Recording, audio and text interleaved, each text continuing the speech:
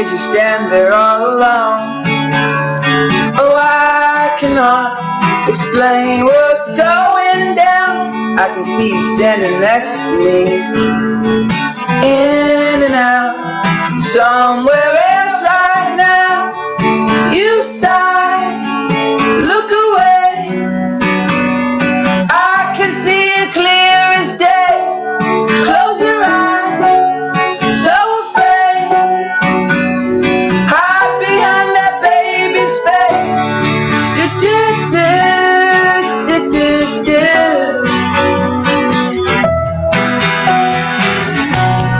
You can drive all night, looking for the answers in the pouring rain.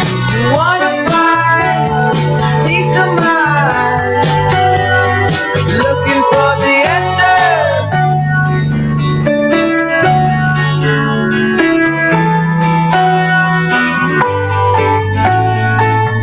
Funny how it seems like yesterday, as I recall, you were looking out of place, gathered up your things and slipped away. No time at all, I followed you into the hall. Cigarette, daydream, you were only 17, so sweet with the mean streak, nearly brought me to my knees.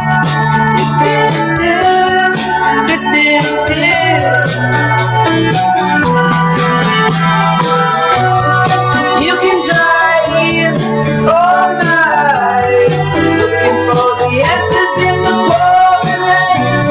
You wanna find peace of mind, looking for the answers. We can find a reason to change, looking for the answers. If you can find a reason to stay, standing in the pouring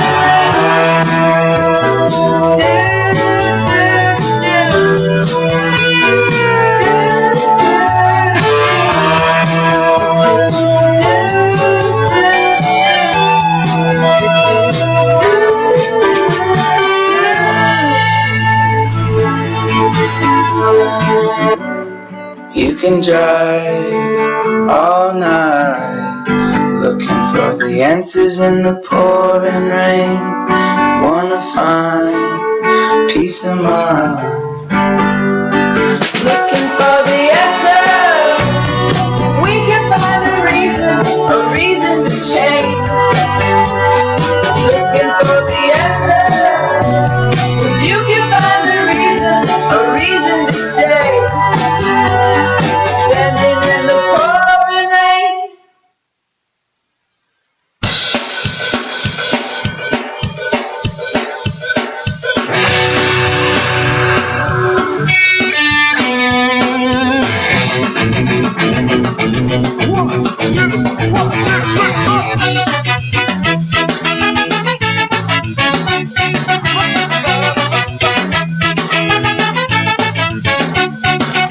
Talking away, I don't know what's left to say, I'll say it anyway. Today's not my day to find you shying away. I'll be coming for you, I'm okay. Take on me, take me on. I'll be gone, and I'll so needless to say, I'm haunting it, but I'll be stolen away. Slowly learning that life is okay. Say after me, but it's not better to be safe than sorry. Take on me, take me on. I'll be gone, and I'll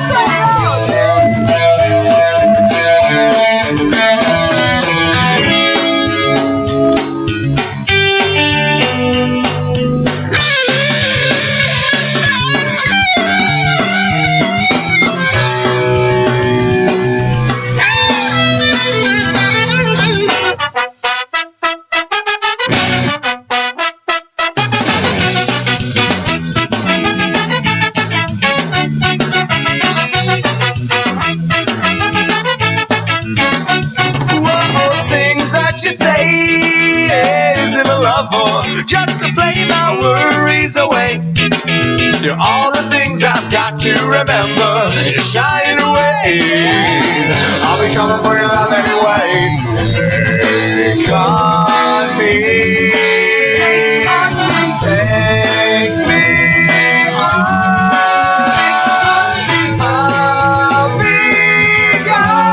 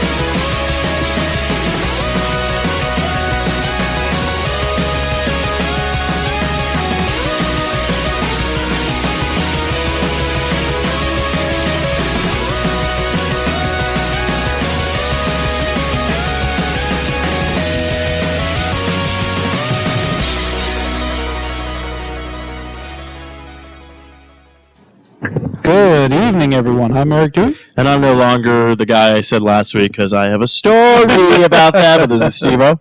I'm Matthew.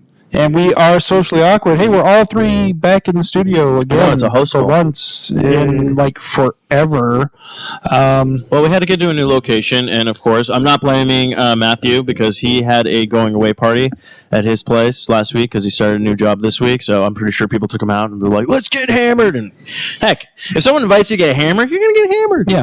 Yeah, that's what you do. I also want to say congratulations because was it just yesterday, Thursday, you and Megan's anniversary?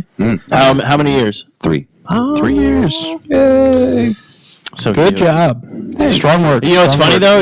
When you posted the picture, I think it was yesterday, or either Megan posted, where it was at the Botanical Gardens. Yeah, that was me. Awesome, because I've been there like 3 times. That place is awesome. Did you ever go there when it was the glasswork?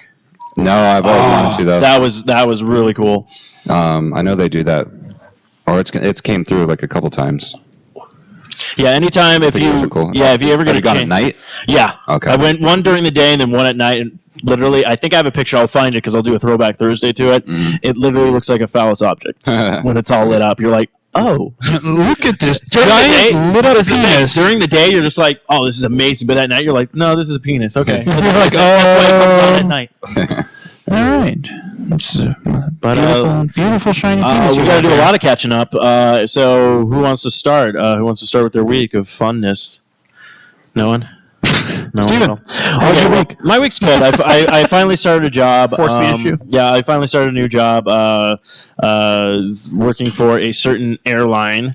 So, and turns out it might actually be Pan Am. Oh, wait. No, I wish. No, you don't. I'm not in business anymore. That's why I wish. That'd be great. Then I can just tell people, I used to work for Pan Am. I saw the women when they were hookers. What? No, yeah, so that's working out really good. And it looks like after a big discussion, it looks like they're actually doing a new training project because before they were just telling us, no, this is just going to be for 3 months and maybe extend it. But now they're like, no, your entire training is 90 days. I'm like, that's the entire contract.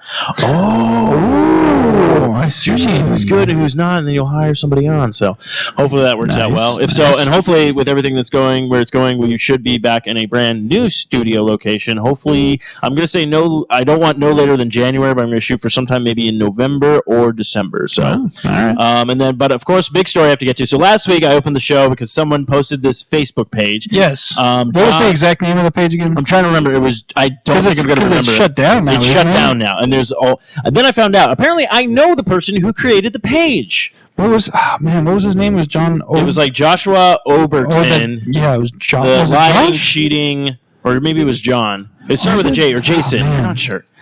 Anyways. Okay. Because I need to. Or Justin. It was something with a J. But anyways, it was this huge thing where like these girls were posting basically all these. Basically, what happened is this guy is a. I forget what he does for a living, but I found out more of the backstory because at Aaron's place last night for Underground Railroad when we were recording, she decided, "Oh yeah, Sarah created the page." And I go, "What?" Apparently, Sarah went on a couple of dates with this guy, and then everyone found out that he every time because he travels a lot for work. Apparently, he's engaged or has a wife for like 8 years or something like that, and he's just been every town he goes to visit, he just has relationships with women, have sex, basically being a complete douchebag because you're in a relationship. And all these women found out, so they created this page, but it got to the extreme where Sarah actually sent the link to the page to his entire family and trying to let them know you've raised like a horrible human being, like all this kind of stuff. And I was just like, I go, look, shame on me if that happens, right? Shame on me, shame on me twice, that kind of thing. It's like, that's your bad or anything like that. But I'm like, do you really need to bring because now you drew attention to it. Right. Now you're trying to giving him more like memento of all this stuff. Because guess what? Most of the time, even if you are married or in a relationship, if a woman wants to have sex with you, she's going to do everything she can to kind of have sex with you. She's that kind of a person. Okay, same with a guy. If a guy knows a woman's married, but he's like, I could probably swindle this. I could probably get into this. We're going to try, okay? Human beings are horrible people, okay? That's all I'm going to say. Right, so people. Fill me in. What a bunch of bastards. This guy just started a Facebook No. She started a Facebook page bad-mouthing him because after she found out all this stuff about him, even though she went on a couple dates with him, I don't know if they had sex, but they made out or, fooled around and stuff, and then she found out another girl that's like, oh, no, he's with me, or, oh, he's with her, or, oh, and then they find out that, like, he was married or something like that. So this whole huge controversial, like, big thing, but I didn't know because I'm like, oh, I don't know the page, and then I realized I do know the page now because I know somebody who's created it. So it only had maybe like 3 likes last time I checked because it was like and one of them was me, one of them was you, I think. No, so. I didn't like it. Oh, you didn't? I liked it because I wanted to get updates. I was going to wait till it got 20. I wanted to get updates. Hey, no, I did the same thing with that one, the Shine page, and I waited, and boom, I won makeup. So there you go. I don't believe they're going to have a problem. It's like, hey, get to us to 100 likes, and you'll get his email. Have you put on your war paint? Have you put on your war paint yet? No, I haven't. I'm going to look back. I'm going to see if I can find it in my history because I looked at it, obviously, on Friday of last week. That was the last time I looked at it. So I'm going to take a quick look back in my my web history. Justin Oberg, as a lying, cheating, manipulative, sociopathic slut, was the name of the that was the whole name of the Facebook page. Wow. Justin Oberg. Evidently, you lie, you cheat, you manipulate. You are sociopathic, and you are a slut. But yeah, that's how I opened the show last week. According to Facebook. Eric's was like, I'm Eric Dewey, and then I just read that entire line. And it's like, what?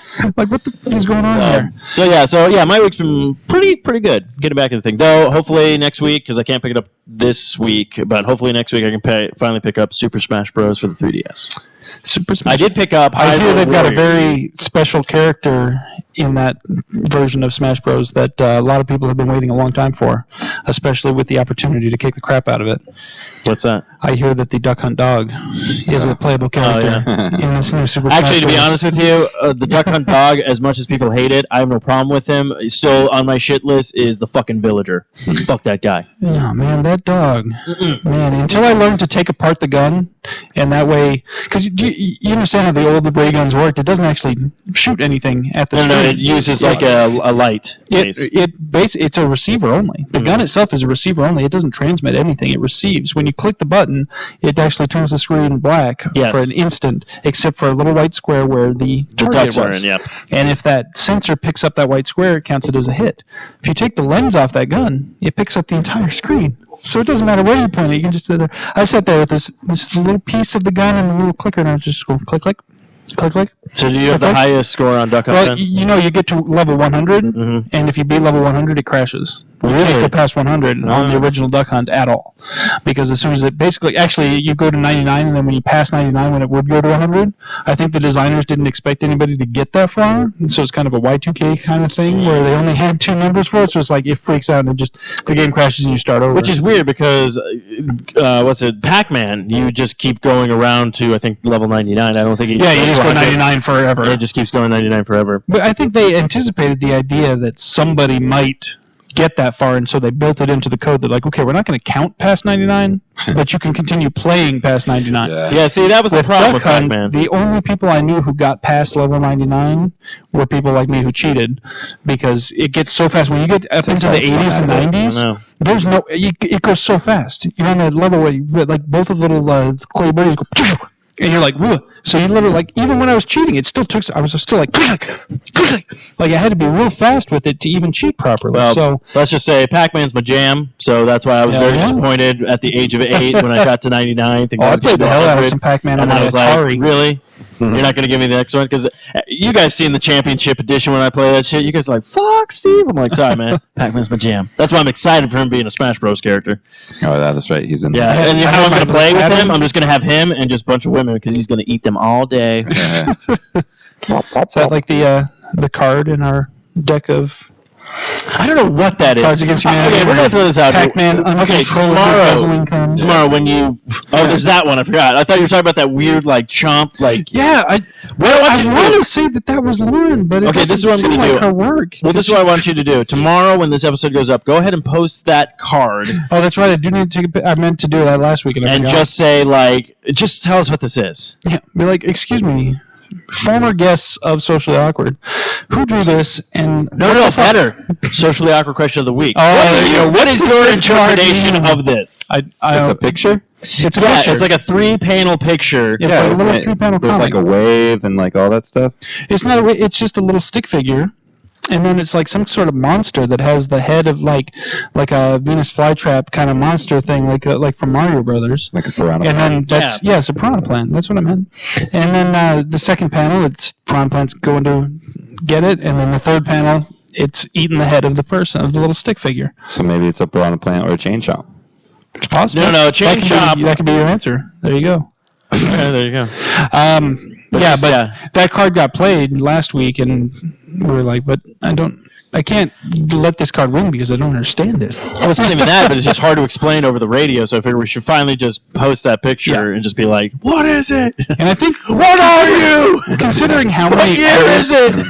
Considering how many artists we've had as guests on the show, you'd think we'd actually have more drawn cards in our Cards Against Humanity deck, but that's the only one that I know of. There's other ones that have like little drawings in addition to the text that are like unrelated, but none of them that are just simply a drawing, which I think that's really cool. So I encourage that when we have artists on the show, which we're going to have now that, speaking of comics and news and artists and former guests on the show and everything, Phoenix Comic-Con has announced Phoenix Comic-Con Fan Fest. It's a second I've been trying to Comic-Con, a second convention essentially. It's going to be smaller. Why fans? For fans. It's evidently it's going to be more focused on the exhibitor hall type of setting. Like there's going to be less programming. There is going to be some programming, but there's going to be less programming, and basically the entire field area at University of Phoenix Stadiums where the Cardinals play is going to be the exhibitor hall. It's going to be Artist Alley essentially. So I will say that I think that's going to be the exhibitor hall.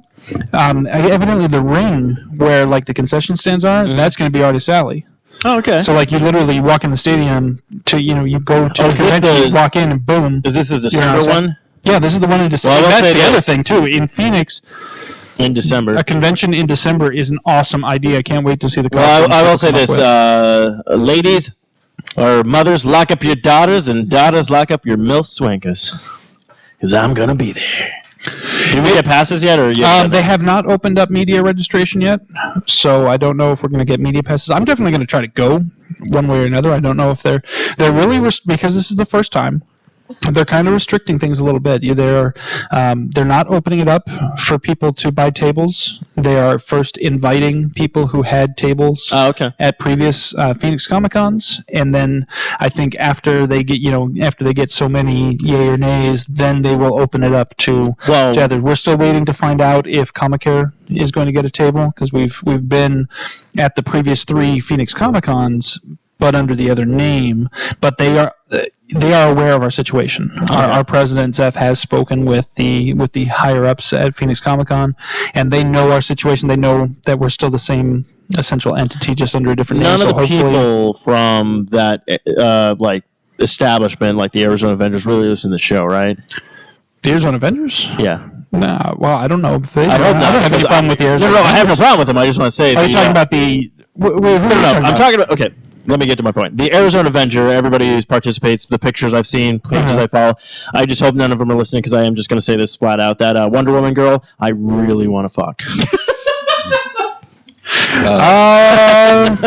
Which? Oh, wait. Are you talking about the Wonder Woman that Viva Wonder Woman? Yeah. For Comicare. Yeah. Oh, yeah, she's gorgeous. Absolutely. Yeah, that's why I said that's why I hope she's not listening, because if she hears I really want to fuck her, I've seen pictures of her husband though, and fuck. I'm pretty sure. There you go.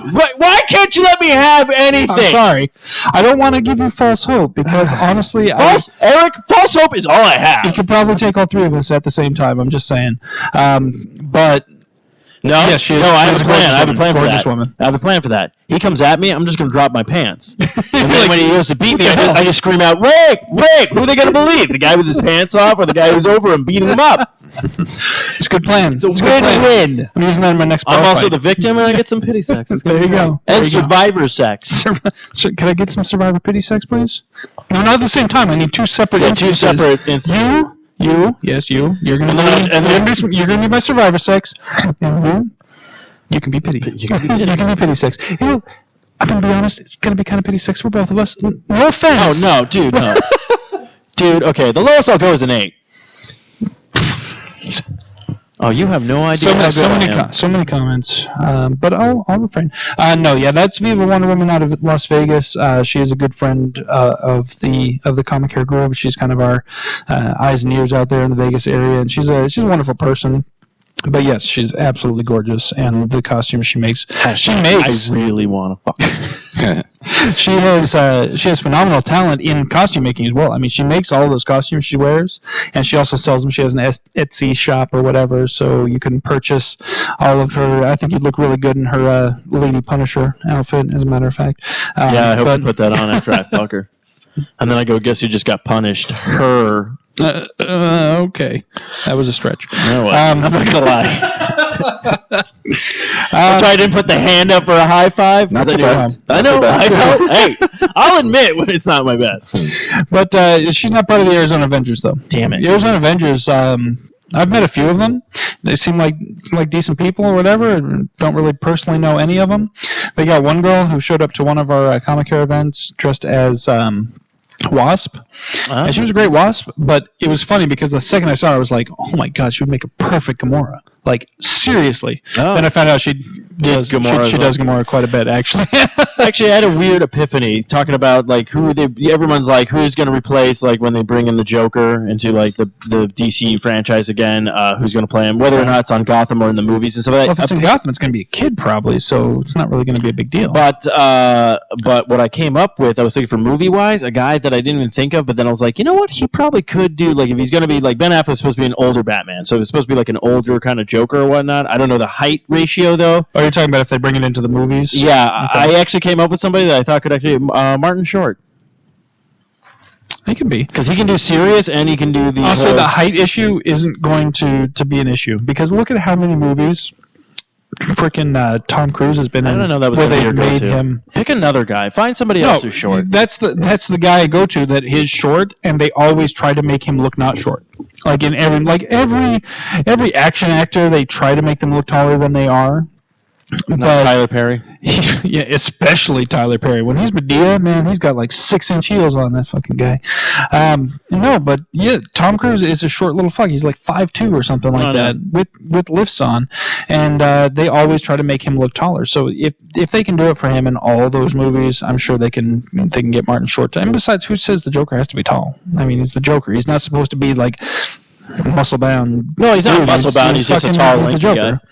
But anyways, enough. That was my week wrap up. Let's talk about because we really got off topic here. Wow, that really got. I'm really bringing it back. All right. So Matthew, just like Scat Cat. What's up? How was your week?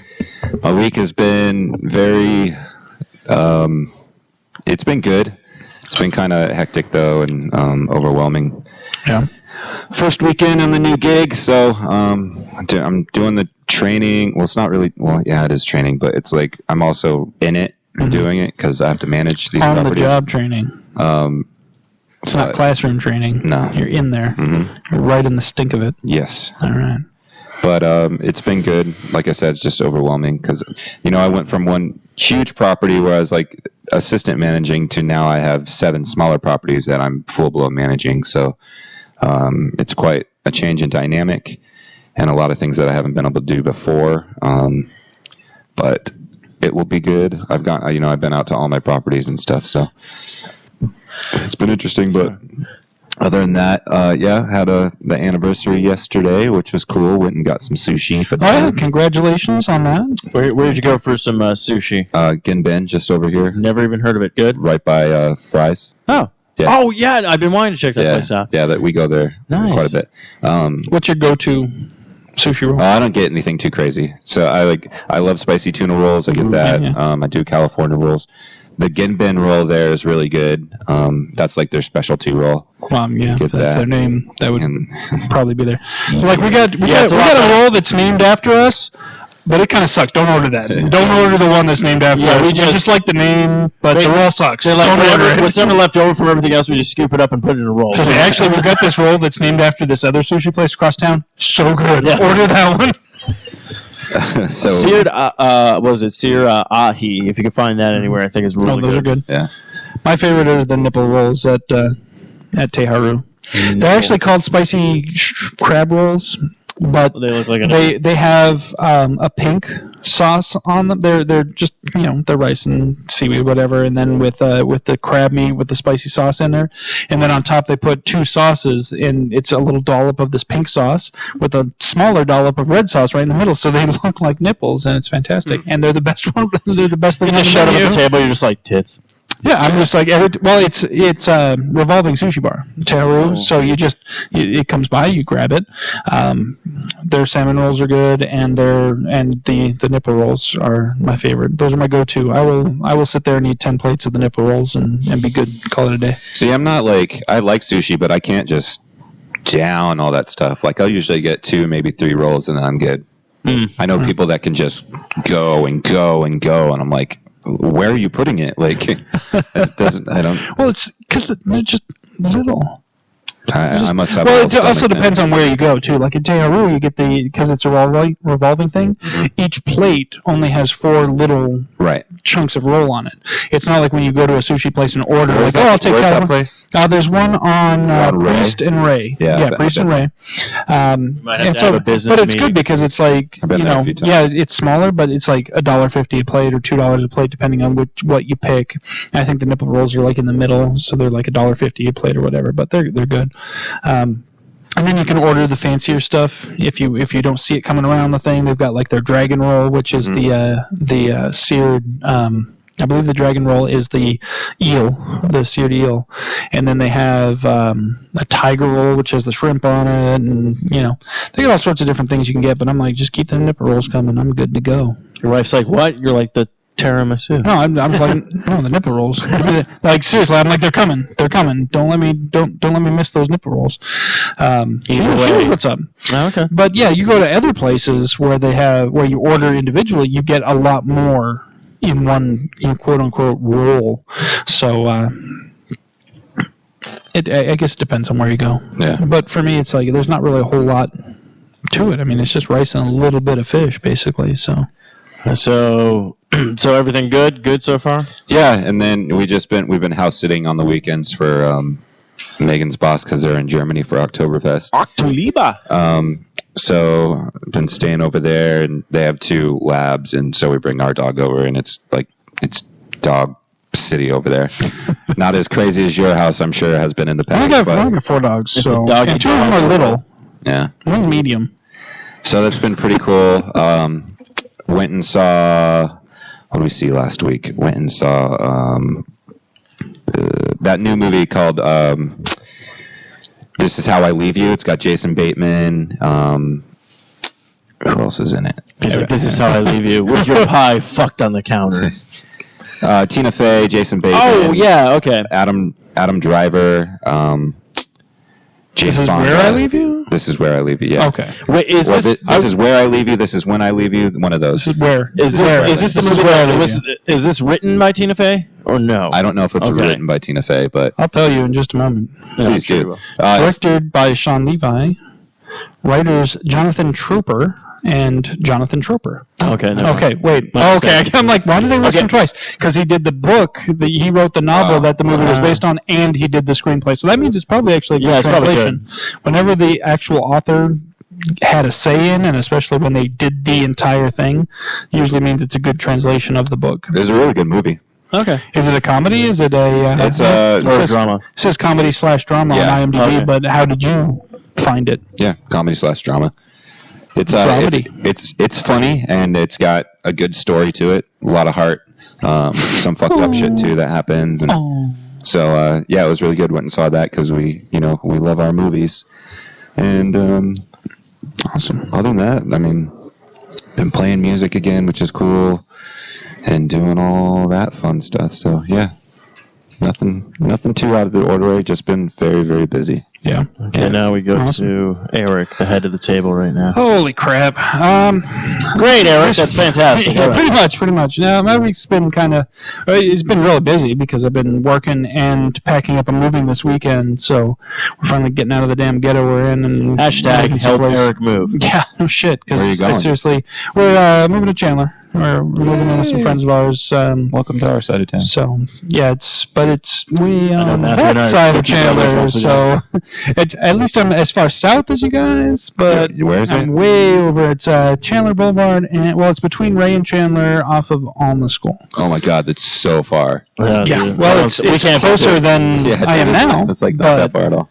It's further away from my work, which kind of sucks, but not by drastic amounts, so it's not really a big deal. But what sucks is the fact that everybody who was supposed to help us move is kind of bitched out on us, so we're kind of doing it on our own. And with with my wife's health issues, she's not really able to do a whole lot. So I'm pretty much moving everything this weekend. It's gonna be kind of crappy. I'm preparing to break my back this weekend. It's going to be fun because most of our stuff's going into storage because we're moving into a friend of ours' house. So they're fully furnished.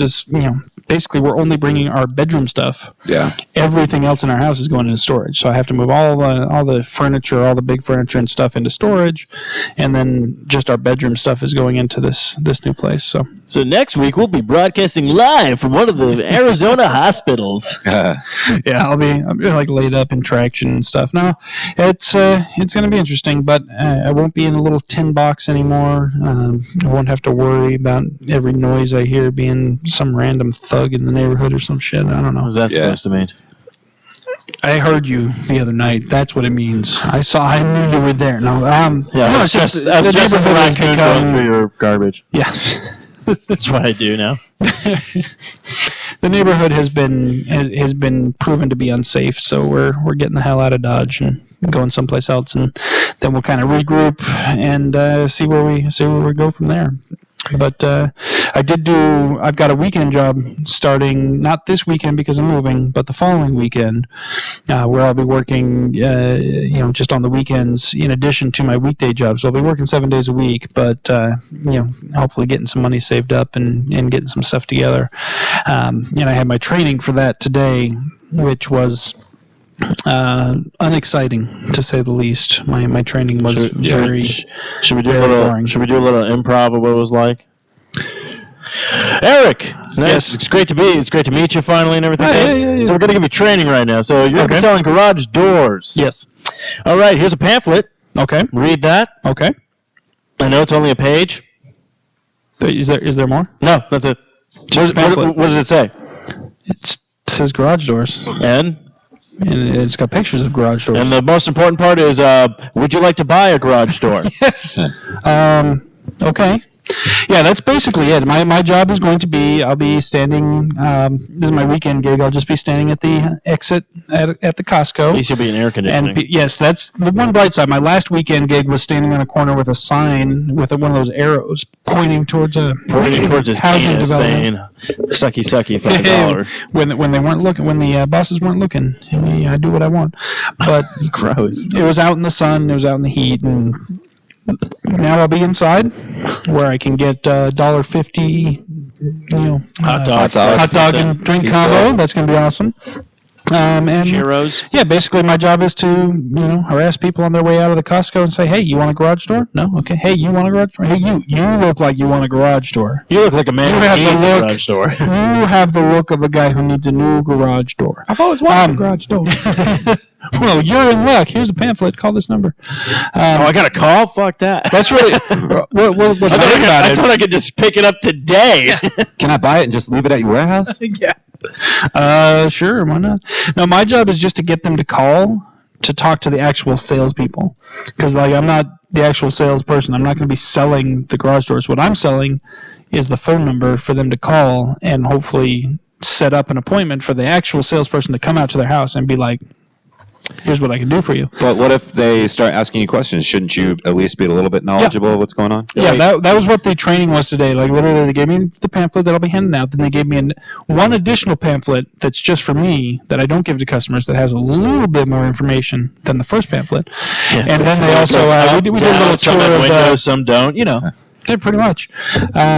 It's quite involved actually. How many different styles they have, and whether they're 3-panel or 4-panel, or whether they're this wide or that wide. It's all sorts of stuff. And then there's the openers. Oh my gosh! Don't even get me started on the openers. Carriage style doors. What's a carriage style? Yeah, we do that. Never heard of this. What is it? That's the ones that look like they're wood and look like they're like barn doors. See, you already had the answer to the question I asked, so I think you're on your way. Yeah. Well, see, that's the thing is I need to have just enough information to get people interested enough to call. If I give them too much information, then they'll think they know everything and they won't call. Mm-hmm. I get paid extra if they call the number.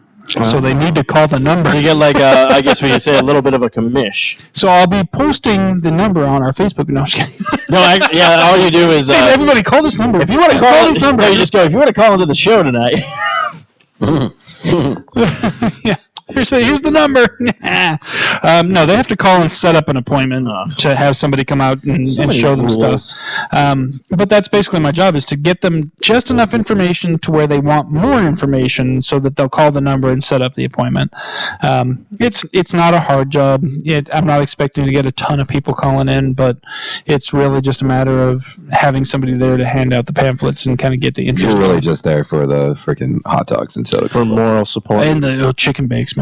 Oh, chicken bakes. Actually, their if they still have them at Costco, you're doing it at Costco, their carnitas. Oh, fuck. I don't know about that. I haven't had that. Those are good. I've always either got... Well, it's a Mexican food, but it's like they do chicken and steak, and it's just filled with some rice. They're big too. Or? Yeah, it's almost like a burrito, but it's bigger. It's huge. Like a Mexican calzone? Yeah. Yes. There you go, man. Oh, snap. Huh. Carnitas, hashtag the Mexican. I just like the hot dog, the $1.50 for a quarter-pound freaking Hebrew National hot dog and a drink is just too good to pass up. And then their chicken bakes. Oh my gosh, the chicken bakes are so good. What are those?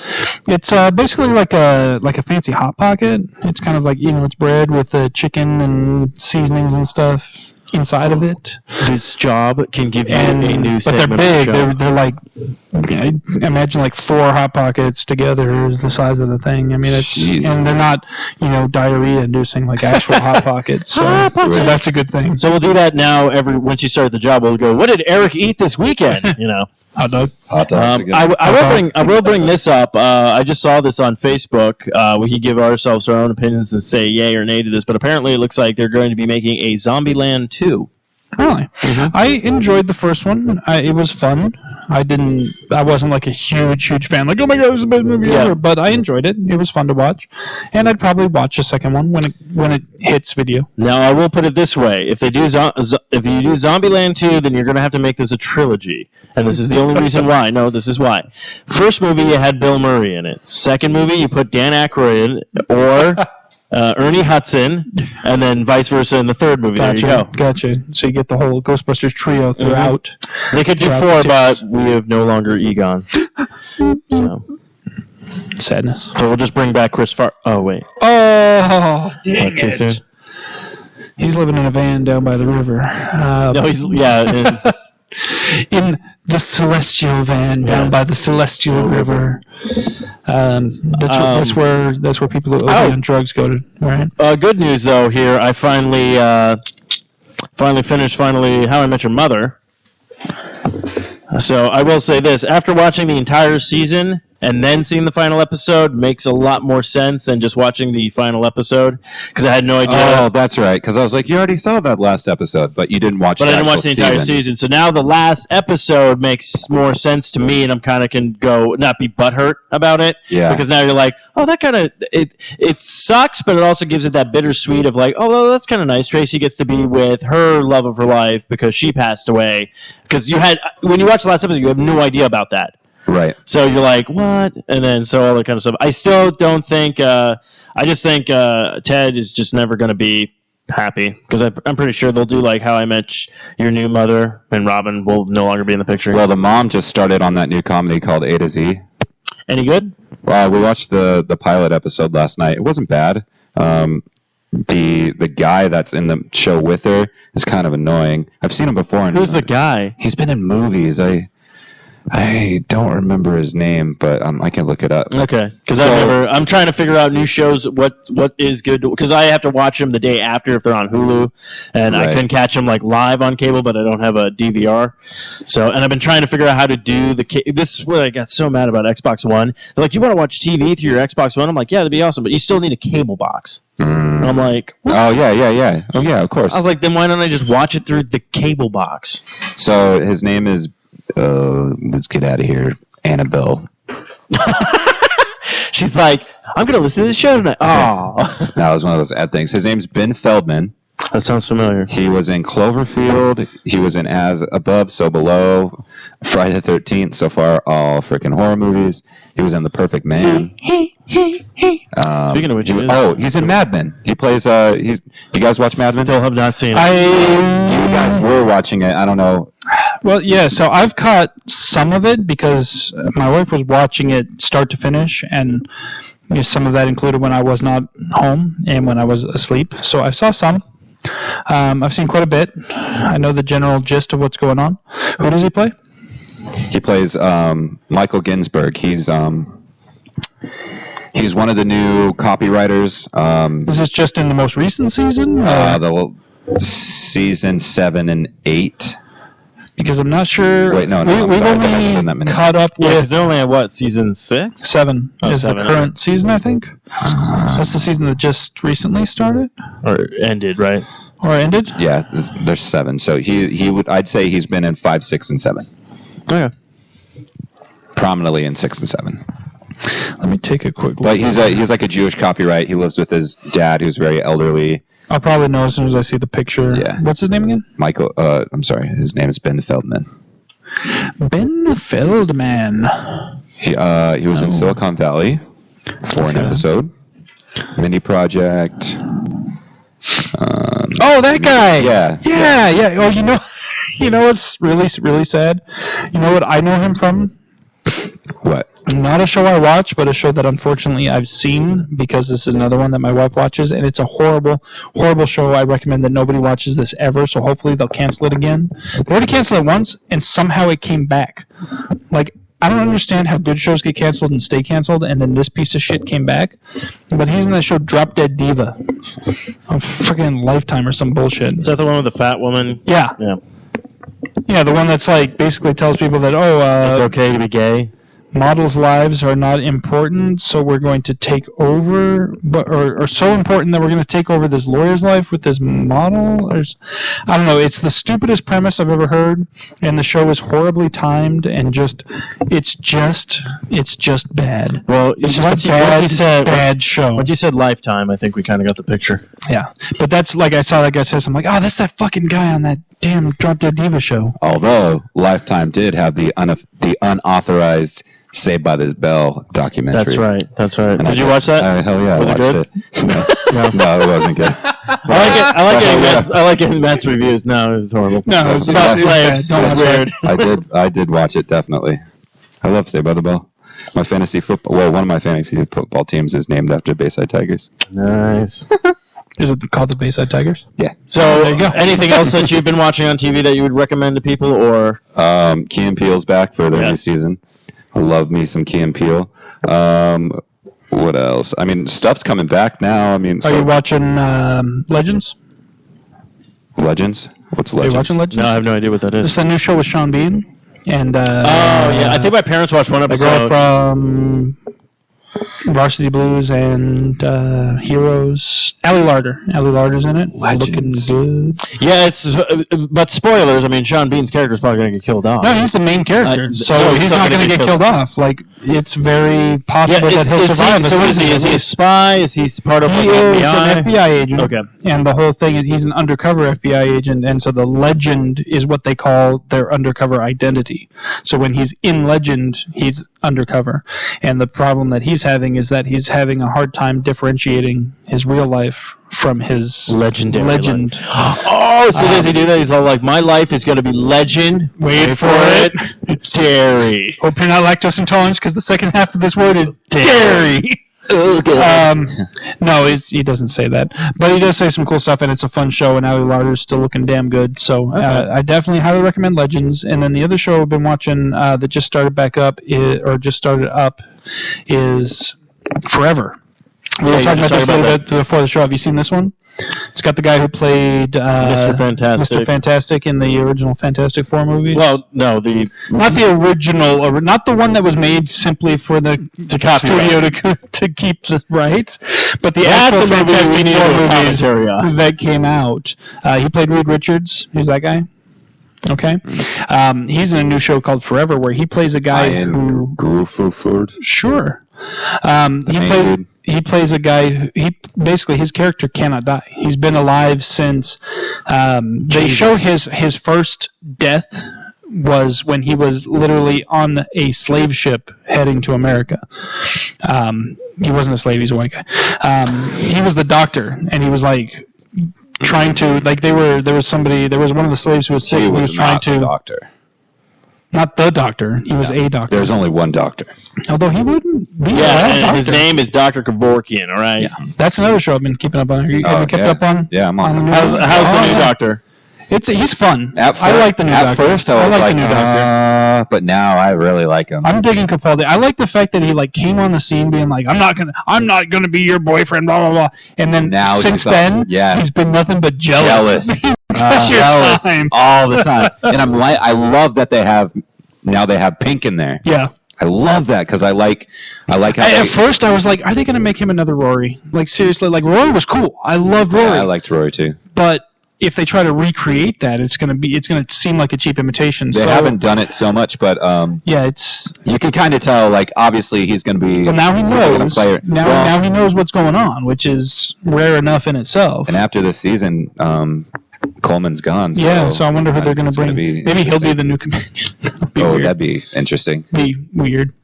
She's like, I'm leaving. He's like, yeah, I'm going to stay with this guy. I'm going to stay with the old guy. I'm really liking this guy. Sorry, hot girl with the fantastic body. I'm going to go with the old guy in the time machine. Yeah, me and the old guy are going to have some fun with our flux capacitors. What? Wait.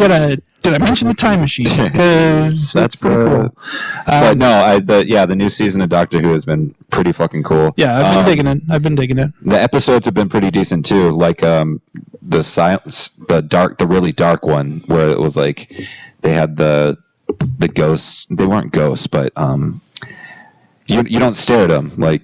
The angels. No, not the weeping angels. This one was like I forget what they talked about.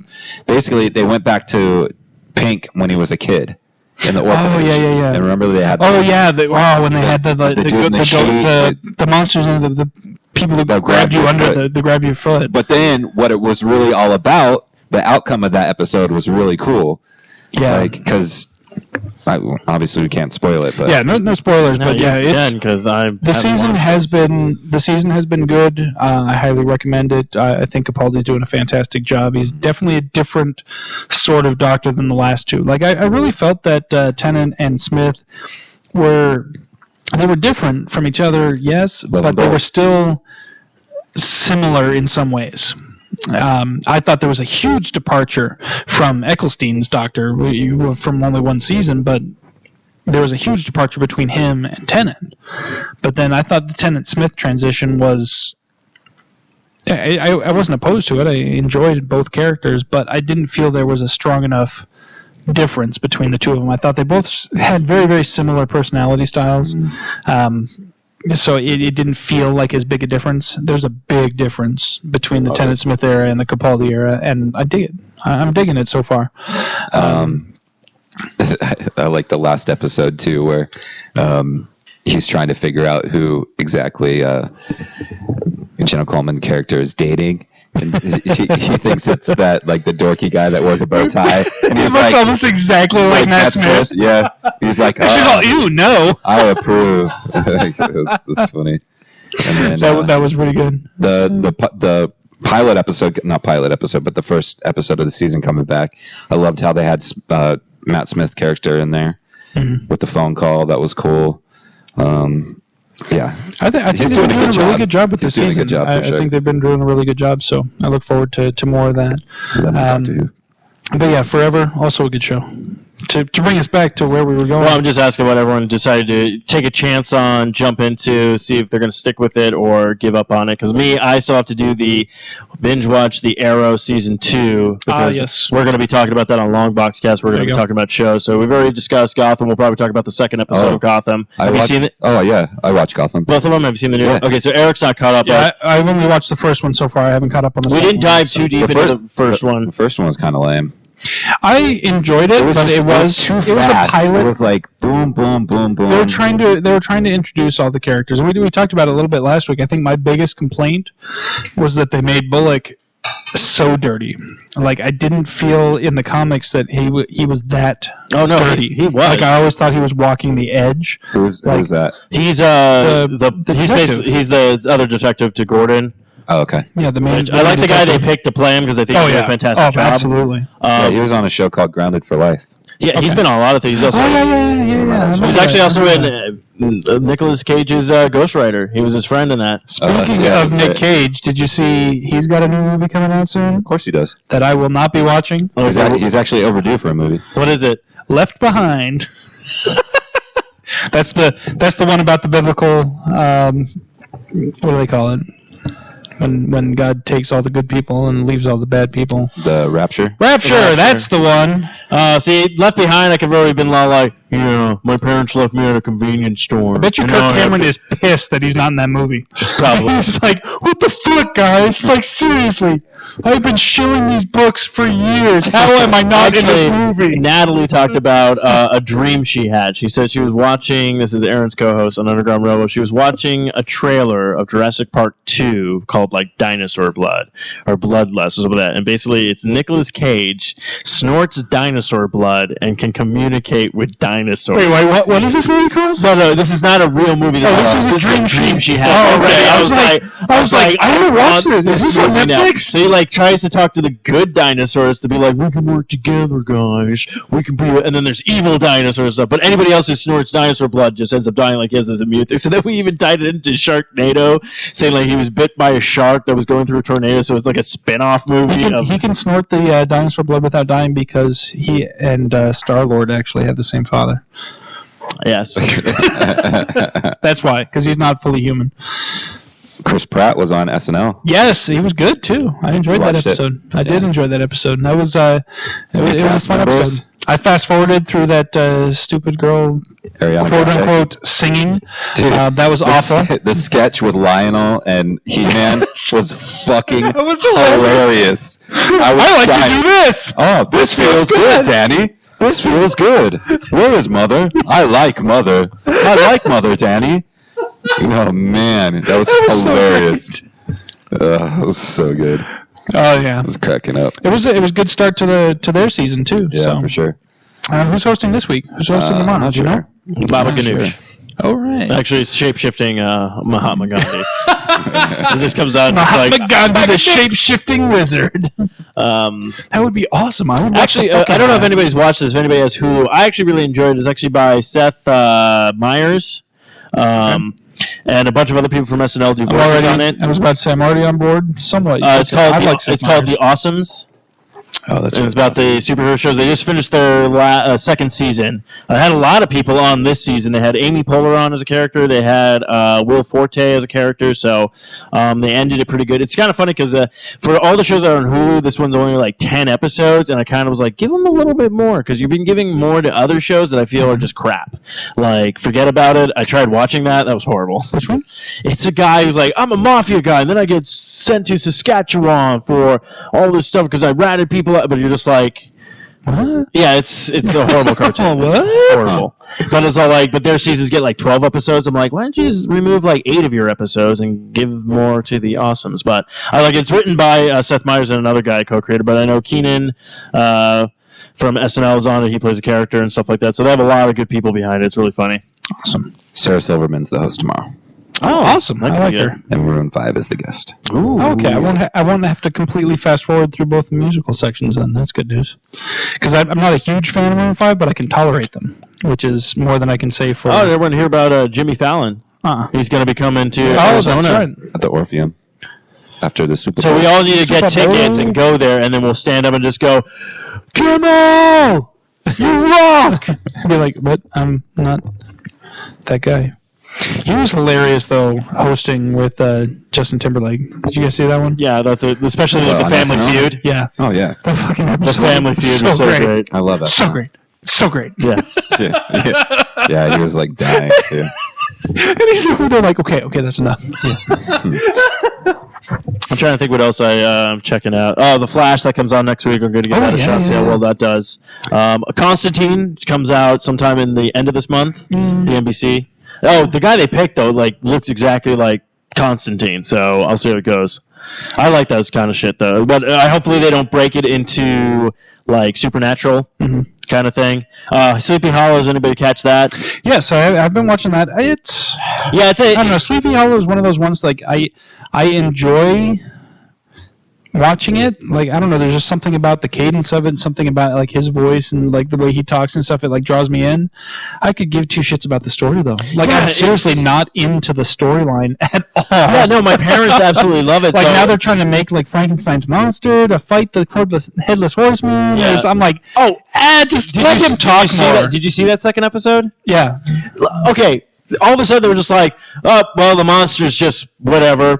Like, they didn't even like specify where it went. They're just like, it's just wandering around now. We'll get it. We'll find it. It's a monster. How hard can it be to find? I was looking at it going like, fucking, okay, like they were saying, like, we're going to build like this thing. It's like, you're releasing a monster. It's like, we need a monster to fight monsters. You're like, yeah, but then it's all like, oh yeah, let's just go fuck off, you know? Yeah. You're sitting there going like, what? The monster does what the monster wants to do, you know? Person of Interest. Yeah, I gotta check that out. I really dug that show. I didn't really like the way they took it last season, the way they ended it, but I think they're bringing it back. I think they're doing a good job bringing it back. I've dug the first couple episodes that have come back on. So I really like Jim Caviezel in that particular part. He's a great character. And the other cop in that show, the Lionel, that he was kind of like Bullock on the edge of being dirty. He was being dirty because the entire force was dirty. So he was just as dirty as he had to be to survive, basically. And now he's cleaned up. Now that he's with these guys. And Amy Aker's in that too, so she's doing a fantastic job. I like Has that selfie started yet? Yeah. Oh my gosh. Have you seen it good or no? Well, I saw the pilot. I'm waiting for the next episode. I think I'm gonna have to watch that on mute. Yeah, because it's Karen Gillan. Yeah. Oh, I thought you were looking for good in it too. Like, I thought you were looking for Harold. Really good. No, I could give a shit about Harold or Kumar. But is he in there? All the trailers for it I've seen have made me think this is going to be an awful show. This is going to be a horrible show. But Karen Gillan. So I'm like, I'm going to end up watching this show. I haven't yet, but I'm going to end up watching it. It's one of those ones. It's like a Katy Perry music video. Mm-hmm. I'm going to watch it on mute. Oh, we went to the Katy Perry concert. Oh yeah? Yeah. Did you take industrial strength earplugs? Okay.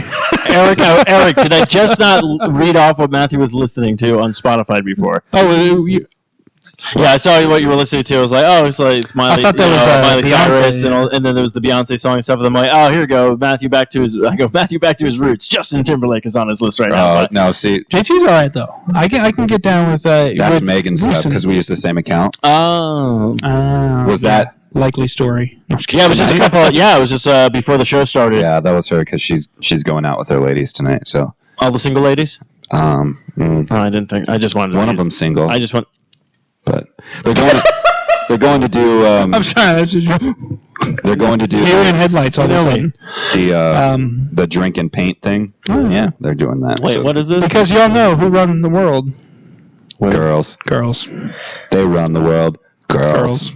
So Eric notified me that 5 people needed to write that song. Evidently, there was a lot of writers behind that song. There was something that popped up on Facebook or something a while back where it was comparing some other songs. I think specifically the one I saw was Bohemian Rhapsody by Queen, where they said written, produced, and sung by Freddie Mercury. That's it. One guy did everything. And then they showed Girls, where they showed like the entire, and they had the lyrics written out.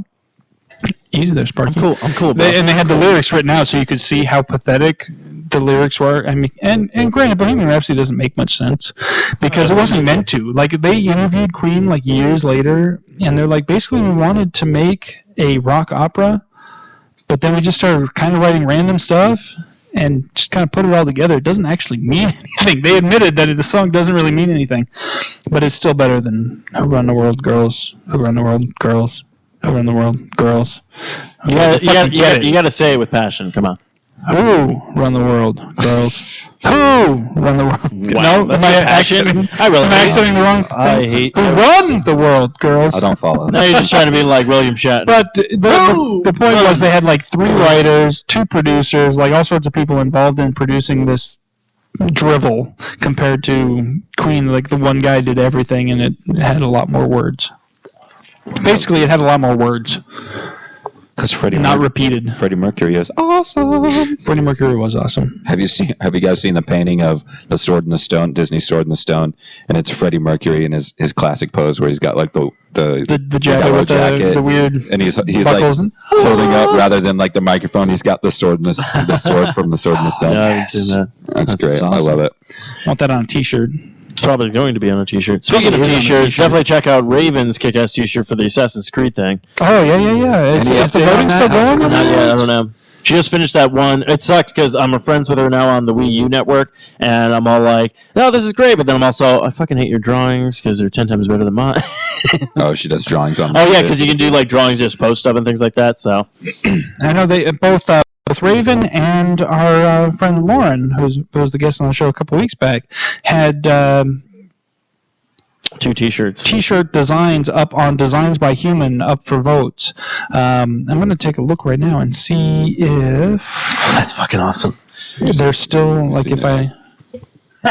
Nice. You're going to be a wizard. I'm going to see if Sword did and I Stone. link it to my Facebook? What did I I do haven't watched here? it in a while. Did I do that? Is that what It's I one of the did? thieves.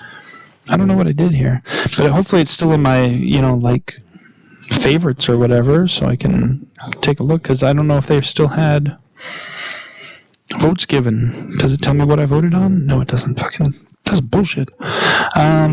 So anyways, if you go to Designed by Humans, and I don't know if you can search for, is there contests going on? Art contest, let's see. Oh, see, there we go. Assassin's Creed Unity contest, that appears to be still going on. Let me see. So if you go to designsbyhumans.com, click on the contest link, and then you look at the Assassin's Creed. Let's see here if there's an option to see the designs that are up for view. View all submissions. There's a link, so you can view all the submissions. And Awesome. the one you want to vote for. Nice. Yeah. Let's see here. How is it? What is it titled? There we go. There's one that's done by Lauren. It's called Assassin's Creed Unity, and it says Liberté, Égalité, Fraternité. It's all like French sounding, whatever. But that is by Lauren, so vote for that. And then I think. I don't even know. There's so many pages of stuff, so there's a lot. There's a lot to go in there and take a look at. But go find the ones by Raven and by Lauren and vote for them like a boss. Like a boss. Yo. Yeah. So what else has been going on, guys? Or do you know what? Why don't we take a break? Yeah, why don't we take? You got some tracks for us, Matthew? We've been missing out on your. I know everybody hates the music I pick. The music was fine. But people want that fro flow. Hashtag Fro Life. Hashtag Fro Life flow. Yeah, I can do that for you. All right, so we'll take a short break, play some music, and we'll come back and talk more about what's going on in the world today and stuff. Right? There's stuff going on. Yeah. I'm sure we can talk about something other than TV shows. Or we'll come back and talk about TV some more. I don't even care. Whatever. I mean, I'm trying to think of what else is out there right now that's... the thing about Tusk helped Kevin Smith fund Clerks 3 now. Oh, yeah. I actually had heard that Tusk wasn't doing very well in the box office, but then again, he probably had, as he usually does, he probably had such a small budget that it probably made a good amount of money even without doing fantastically. Well, that was like the Jay and Silent Bob Super Groovy cartoon movie. Like, it only had like a $69,000 budget, and before like it was even the tour was over, they already were in the black. Like, that was like one of his first films. Even though Jason Mewes produced it, but it was like one of the first Kevin Smith kind of films that actually, did very, very well. Right.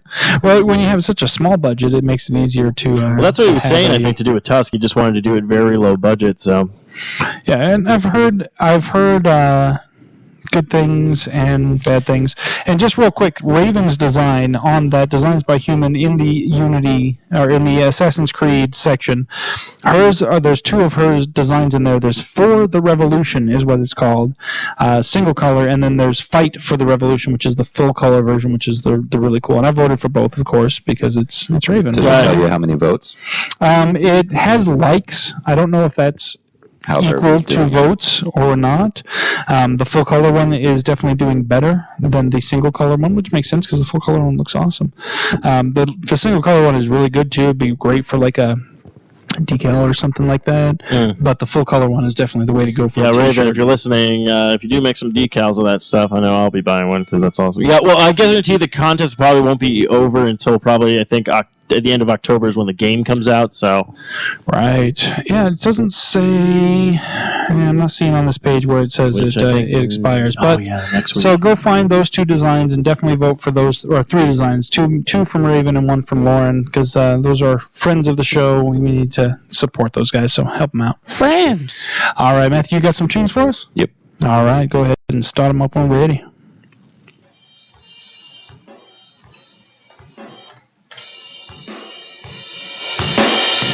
It's coming through real soft. There we go.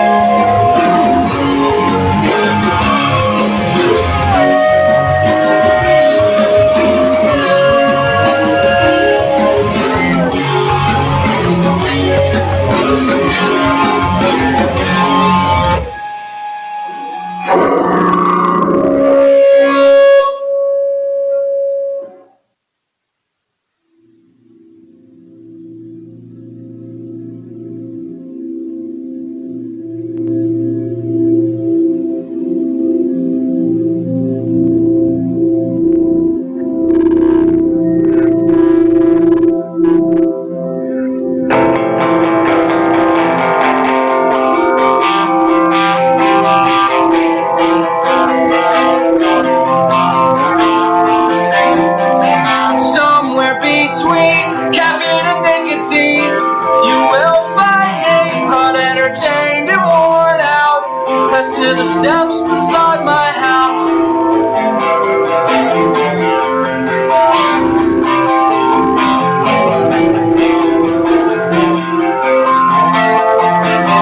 It's somewhere between upset and sick, it seems, to still find me the finest quality of pure anxiety. I'm searching for the solace that call you out, to call you at all.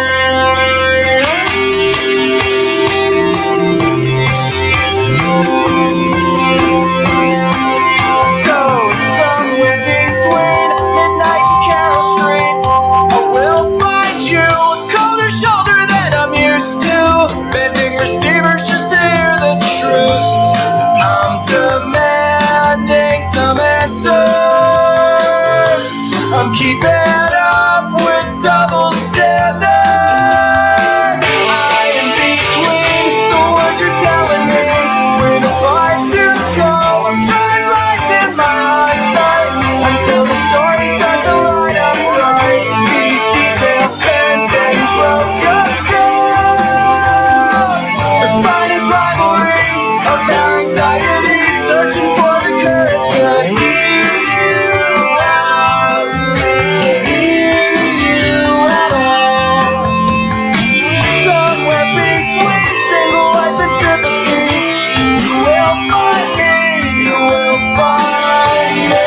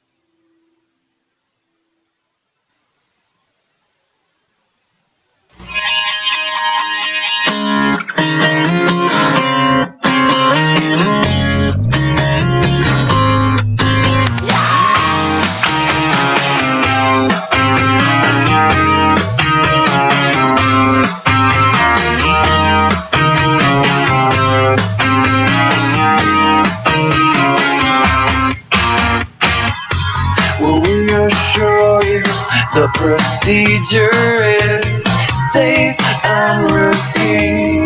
Drama means and haunting dreams. Drama means and haunting with an incessant drip signs. Pockets like a vault because you have to work. Yeah, you work not for what you got. Yeah, you have to work. Yeah, you work not for what you got. Yeah, you work and never. Local anesthesia. Sleep on, sleep on, sleep on. Breathe the sweet after your life. Sleep on.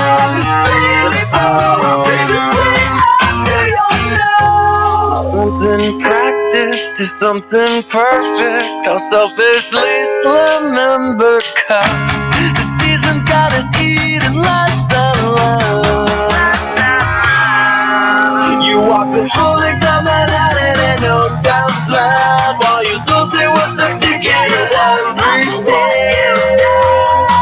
Yeah, you walk off for what you got. Yeah, you walk and down your local anesthesia, Jesus, local anesthesia, Jesus, local anesthesia, Jesus, local anesthesia. Sleep on, sleep on, sleep on, breathe it sweet after your nose. Sleep on, sleep on, sleep on, breathe it sweet after your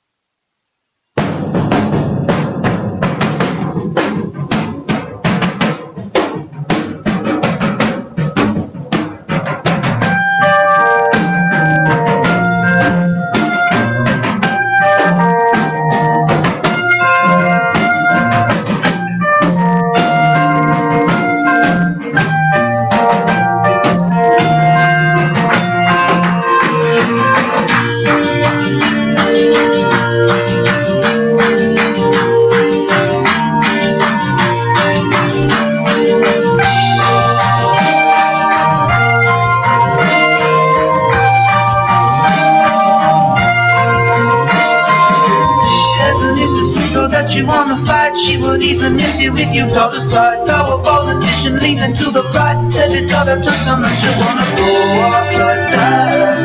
Get off of my style, leave a little window. Get off of my style.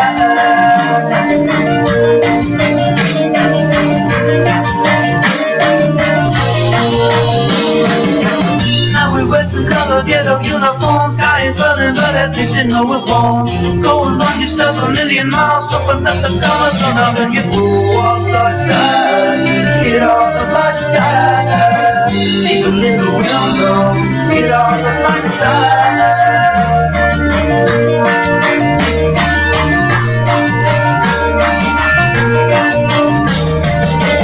You can never see yourself bringing on around it. You can never see yourself bringing on around it. You can never see yourself bringing on around it. You can never see yourself bringing on around it. You can never see yourself bringing on around it. You can never see yourself bringing on around it. No one. No one. I should've got back there. You lay back. You lay back. I should've got back there. Oh no, lay off. Get off of my style. Leave a little window. Get off of my style. You know you can do. Get off of my style.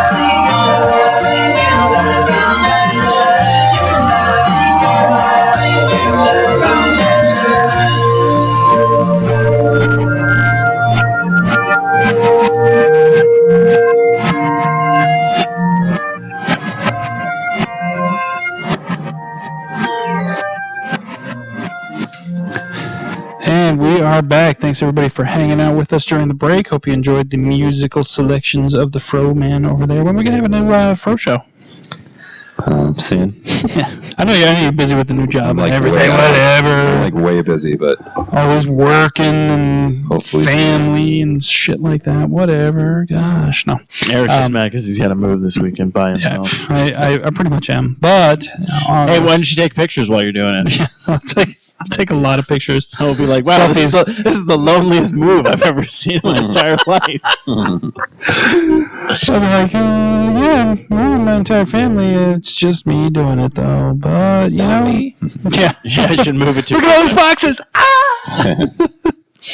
Look, there's still a lot of boxes. I haven't gotten anything done yet. I've just been taking selfies all day.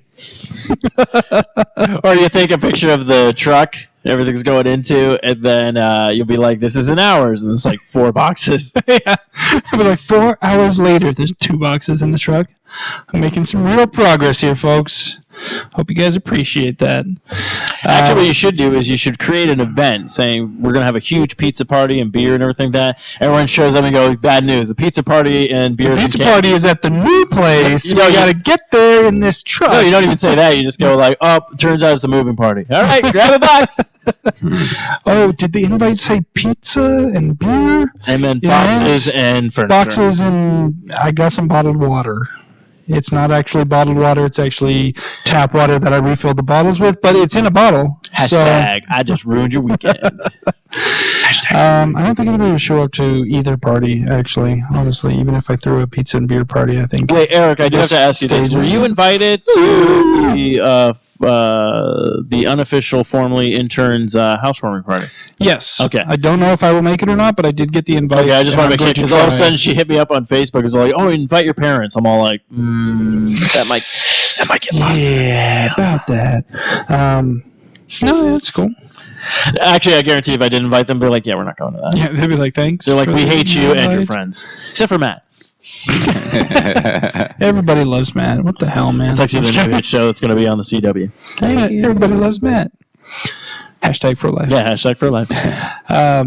So what else is going on out in the world these days? We talked about movies and TV shows. How about in the music world, since we didn't have a Fro show? What we got new coming out this last week? Any new albums that come out or albums you can recommend? I was remiss this week. Last week you had posted the new albums, and I had commented that I was going to download at least one song from each of those albums and listen to them and give my take on them. I wasn't able to get all of them. I got, let's see here, what did I end up getting? This was from not this week, but the previous week. I downloaded, let me just take a quick gander here. I've got them on my phone here because I was listening to them. While you're looking for that, I want to ask Matthew. I got the drums. The drums? Did not like that. You didn't like it? Did not like that. What song did you listen to, the first one? I listened to the first, 5 tracks. Interesting. And I was like, no. Eric, just say it. You have drummers. I got the Luke James album. Did not like that. I got the Alt J album. Mm-hmm. Did not like that. Wow. I did get the Gary Clark Jr. album. Mm-hmm. Dug that. Okay. Yeah, I did dig that. I was hoping there was at least going to be one bluesy, some blues action there, and I dug that. Had a good beat. It was pretty awesome. So out of those 4, I wasn't able to get the other ones that you had suggested that week, and I didn't even see the post this week, so I didn't think to get it. I was so busy this week, I didn't have an opportunity to post one up, but I can let you know some stuff that did come out this week. Tell the people who actually enjoy music, they might like. I'm not saying that any of those other songs were. You're just saying they were horrible taste in music. That's fine, Eric. No, I am very particular. We'll say it that way. Prince actually released an album this week. I saw that. Holy crap. It's called Artificial Age. It says return to Warner Records or Warner Brother Records. Was that who he was with before the Symbol era? Possibly. Well, come on, he had the bat dance. That was. I'm not going to. Yeah, I know. Gerald Way, who's the frontman for My Chemical Romance, came out with a solo debut. I heard about that album. So it blends futuristic rock over the 70s with an attitude of 80s college rock. So I'll probably check that out. I haven't done it. Oasis came out with What's the Story Morning Glory Super Deluxe version. It's an anniversary edition of Oasis Breakthrough and it contains most of the LP's excellent B-sides, plus unreleased demos and live tracks. So if you're a big Oasis fan, you should probably check that out. I have heard of Oasis, I think. Why did you do that song, Sail Away? You have. Sail away. That's not Oasis, I don't think, That's is not it? Oasis. It's not Oasis. Isn't that like Enya or some shit? Oh, yeah, it's Enya. That's right. I got them confused. Dude, Oasis, like... What do they sing? Give me a... I just told you. Oh, okay. Yeah, no, I know who you're talking about. I'm What's pretty the sure story? that's... Morning I don't know Glory, that Champagne Supernova. Oh, I've heard that Don't before. Look Back in Anger. Don't know that one. What? Hence, Yes, you do. Matthew's self-titled book.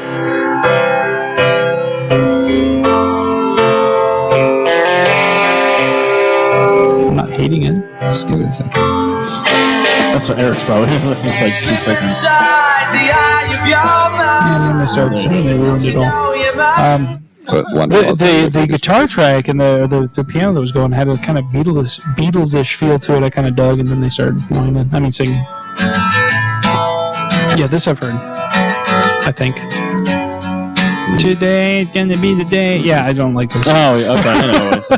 So, Because yeah. they whine. They whine. They're one of those whiny singing. You know why, artists. I Eric? You don't dig like it. them because they whine, and you're like, no, I'm the biggest whiner. Exactly.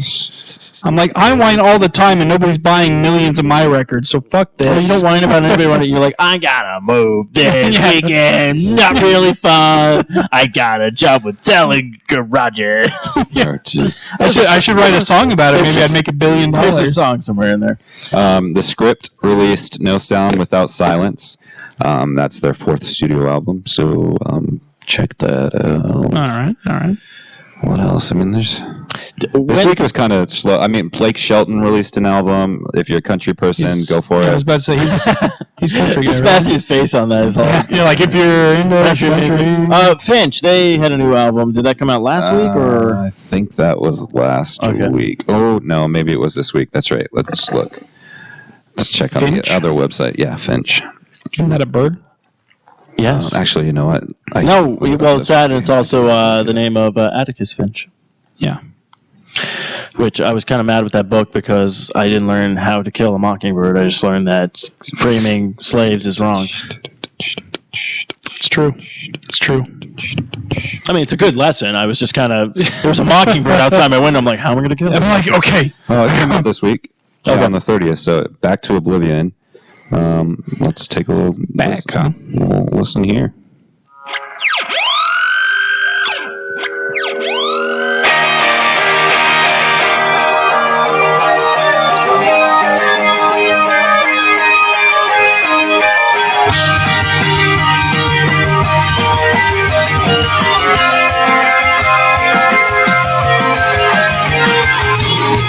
Give me a reason, tell me what you know. Burning in the limelight, dim the afterglow. Is it all in vain? It never had a face. Ever getting better, the future's taking shape. Traces that move, clouding my view. Strap her in, boy, we're sending you. Yeah, I'll probably listen to this on Spotify. Yeah, I'll check it out for sure. It's not horrible. That's It's weird. That's a compliment for me, guys. It's yeah, because the only 2 albums I owned by them was the first album, which was amazing. I actually got the original album that had, like, I think the best version of What It Is to Burn. I did not like the new one they released of that song. The second album I thought was meh, and then I haven't heard anything after that. So yeah, I mean, well, they had What It Is to Burn, which came out in 2002 off Drive-Thru. Then Say Hello to Sunshine came out, and that one was pretty hard. There's a few songs on there that I'll get down with, but I wasn't really it wasn't into really a it. strong So, one. Since 2005, I mean, they released, like, in 2008, they released a self-titled called Finch. 2010, there was one called Epilogue. 2014, they released What It Is to Burn X Live, which was that reunion show that they did, which I went to, which was cool. So I think it's kind of ballsy to release something after you release something titled Epilogue. Because you're pretty much saying, like, here it is, we're done, and then you're like, and here's the last word on it. Here's the epilogue, we're done. Nothing else. And that was probably their. Okay, we're live. Here's some more. I will ask this, being as a music lover that you are and stuff like that. Now, whether you're a fan or not of the band U2, I think it was. How do you feel about them just preloading your iPhone with their new album? What, U2? Yeah. I think it's cool. I haven't listened to it, but Me, whatever. I like the commercial they had where they say we're giving this album away for free. You can download it on iTunes. I thought that would have been fine, but I do not like U2. I don't know what it is about it. Yeah. I think they're very musical talented and stuff like that. It might just be Bono. I can't stand that motherfucker. It might just be him. But the fact that you put an album on my phone, which I will have never downloaded in my entire life, now I hate you even more, Bono. Like, I don't even know any of the other men in the band. Like, I could meet the rest of the band and be like, you guys are all right, but Bono? Fuck you. Fuck you, Bono. Take those goddamn sunglasses off so I can punch you in the eye. So I just thought it was, I was like, really? You should just let me have the choice if I wanted to download. Don't just fucking preload shit. That's like that was like when you first bought a PC and you're like, do I really need all this anti-software? Yeah. Oh my gosh. Yeah, it's what cracked me up about that whole thing was the response online to people discovering that there was an album that they hadn't downloaded on their phone. People were outraged, like seriously, like this is an invasion of privacy. Blah. These are the same people on the same websites who were all over the nudie picture leaks when they were there. It's like, okay, so evidently when somebody's personal photos get stolen and released on the internet, that's cool. Put free music on my phone? Fuck you. Yeah, like I wasn't that butthurt. I was just like, I would have never downloaded this album. I'm like, you should have just put out the commercial and just been like, if you want to download it. Yeah, I think preloading it on people's devices, especially considering, I mean, yes, these devices do have a lot of storage these days, but it is still limited. It's not unlimited storage. No, and people, and especially if it's, I don't know if it counted against, because different carriers have different rules. I don't know if it counted against people's data plans. That too. To download. I would assume that they worked that out with the carriers to have it not count, but you never know if it did or not. It's like I'm watching porn on my phone, and then this fucking album comes in, and then my data plan is overloaded. Yeah. I get an alert saying I'm over my data limit, and I'm like, but I haven't watched that much. Oh, it's fucking YouTube. Bono, you fucking Bono! You've ruined my masturbation time. Bono, if you deny me one more goddamn orgasm, I swear to fucking Christ, I'm going to come to Ireland and punch you right in the eye. That really got out of hand fast. Yeah. Really escalated quickly. I saw some amusing headlines in the news recently. Did you hear about this woman? This is the headline. You got to hear this. Okay. Roots grow out of vagina after woman uses a potato as a contraceptive. I am Groot. I don't understand what made her think that a potato was an effective contraceptive. First of all, other than perhaps like the guy's going to fuck her and he's like, I can't fuck you. I can't fuck you. You got a potato. Yeah, I'm like, what's going on here? What are you calling it here? So what? They got stuck? No. What happened was it started sprouting as potatoes do, and so potato roots came out of hoo-ha. Here's it says a 22 years old. How long did she have it up there? Let's see if it's okay. So it's not 22-year-old woman just put it in there, and all of a sudden it's like, oh, I'm in the right environment. I'm just going to start growing roots right now. I literally put this thing in 5 minutes ago. Look at this. Yeah. I should start a garden. Well, you have to think about it. Like everybody, everybody. That's amazing. Hey, maybe she's got that going for her. But crap! It was in it for 2 weeks. Okay, so here's the thing. What a dumbass. I'm going to read this real quick. Did she take it out to pee? She's 22 years old. I know that's. 22. I told you, children are long in the future. Put a potato in her vagina after her mother told her it was a fail-proof contraceptive method. After experiencing pain in her abdominal area, the Colombian, when she's from Colombia, went to a local hospital to get help. Embarrassed, she told nurses she had put a potato into her vagina 2 weeks ago because she was advised it would prevent pregnancy. All I see right now is Gollum going, "Where's our potatoes?" Here's the best part. The potato was eventually removed, non-surgically. Somebody reached in and popped that bad boy out. Well, it's probably a gynecologist. Evidently, according to this story, sex education is a taboo subject in the conservative Colombian community after families boycotted classes aimed at informing the youth on such topics. So instead, let them shove vaginas. Let them shove vaginas up their potatoes. Damn vaginas getting all over this potato. Instead of actually talking about stuff, let's just shove potatoes up our hoo-has and we'll call it a day. So I want to see that book now. Ladies, if you're listening, potato in the vagina, No, not effective. That grosses not me out. effective. It's just kind of nasty. It's gross. I am Groot, and she goes, "No, we are Groot." yeah. We are now. Yeah. Then she starts sprouting little Groot babies. That potato got me pregnant. Like, I was told the potato would keep me from getting pregnant. Instead, the potato actually got me pregnant. Yeah. Well, someone's got to take over for Tracy Morgan. Oh, that's so sad. He may never walk again, and probably will never perform again. I hope he sees all because of fucking Walmart. Well, Walmart's claiming that it's their fault. Should have worn a seatbelt. Yeah, they're saying you should have worn a seatbelt. It'd have been fine if like, not, okay, their truck ran into his fucking limousine or whatever the hell he was in. But they're like, yeah, you should have worn a seatbelt. 2 people. So, yeah. Like, I was never a huge Tracy Morgan fan, but I don't want to see anybody go out that way. That's fucked up. Oh, yeah, like, fucking Walmart truck?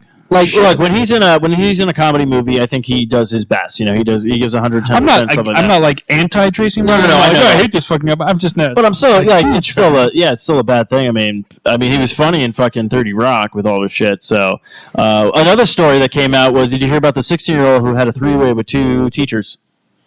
I did hear about that. I kind of skimmed across that today. It's another one of those situations where you see the pictures of the teachers, and they're attractive women. They're not bad-looking girls, and you think, hey, good for this kid. But at the same time, you got to think about it. The kid is 16 years old. He's not fully developed, mature. He's not mature enough to make these type of decisions, and so it's not. I mean, especially with 2 adult women, they do need to be. I just want to know, like, what kind of game he has. You know, that's all I ever try to figure out is just like, what teacher who's like, I went to college, I'm now teaching the youth, and this go. And some of them, like, some of the teachers that like have done this as female-wise, they were like husbands. They had like, it's like what bring, like, I understand when a guy tries to sleep with a female, you know, like a student, like a guy teacher, it's like a predatory thing. You know, it's all like, oh, I have this authority, I can kind of swindle you, you know, all this kind of stuff. But with it, like how much game did this kid, like, did you just walk in and the women are like, wow, that guy's got swag, I'm fucking him this year. We're doing this. It's one of those weird sexist double standards where you think, like, if a guy's doing it, he's automatically raping the girls, and if a girl's doing it, then hey, good for him, you know. And he got bragging rights. I don't like the double standard. I think that any adult who takes advantage of a underage person, it needs to be punished for it. That being said, hey, you know, if this kid was into it, if he wasn't actually forced, then hey, you know, he's got that story at least going forward. But the only bad part is like, how is he going to top this story now? Because now it's like, I've already been with 2 women. Yeah. When I was 16, I got with these 2 girls. So now any other girl might be intimidated by that. And everybody else will be like, did they say how old the teachers were? Because they looked young. Yeah, they were pretty. I want to say they were. They probably just got out of like teaching school. Maybe they start teaching that when you want to become a teacher. Don't sleep with your students. Can you do that for me? I don't know. If that kid walks in with swag, I'm fucking him. One was 32, the other one was 24. Oh, okay. Damn. The good for the 32-year-old because she didn't look 32. Yeah, she's got that going for her. At least she'd be the hottest, you know, potato pounding in prison, I guess. Yeah, there you go. Hashtag potato pounding. Hashtag potato in the JJ. Police say the student, who was 16 at the time, went to one of the teacher's apartments after a football game on September 12th. The police report says that the student then began having sex with both the teachers simultaneously until the early morning hours of September 13th. Damn. Into the wee hours of the morning. I know, you made it sound like a... Jonathan Gray went to the hut. Police learned about the crime after the student was heard bragging to other students that he had had sexual relationships with teachers.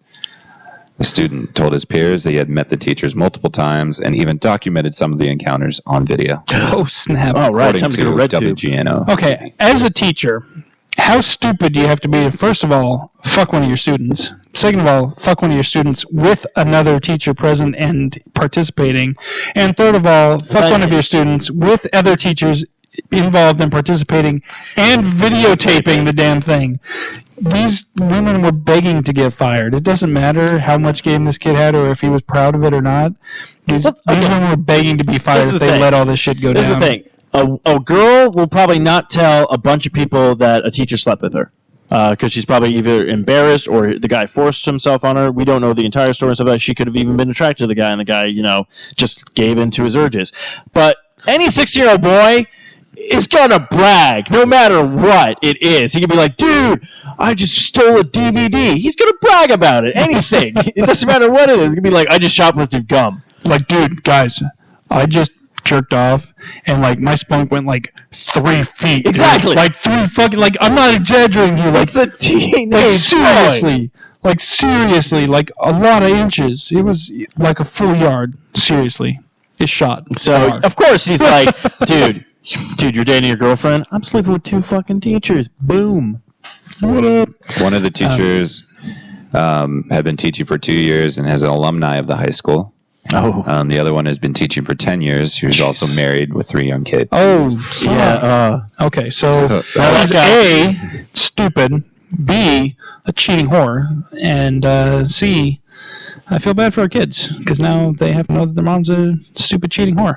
Now the dads, now the guy can't even go out in public and be like, dude, 60-year-old fucked your wife. What do you not got in the bedroom? Be like, dude, you just got cuckolded by a 16-year-old high school kid. I want to read some of the and guess what? He's got class. I don't even... Some of the comments on this website I'm on. Oh, that's going to be scary, but I got to hear it. All right, Sex Ed 101, lucky student. I am outraged. This never happened to me in high school. Comment to that, LOL, I know, right?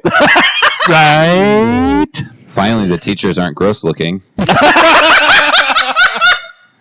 How come the feminist community isn't outraged over the double standard of treatment of women sex offenders? That's actually a good point. If this were two adult men who double teamed a 16-year-old girl in the public would be screaming for their execution. But no devil's 3-way. No. It's not gay if the balls don't touch. Loose lips sink ships, and now the guy's threesome ship has sunk. Only if he had kept his mouth shut. There are grown men that are jealous of him. And the cliche, politically correct response of, how dare these teachers do so much emotional damage to such an impressionable young mind. I don't know.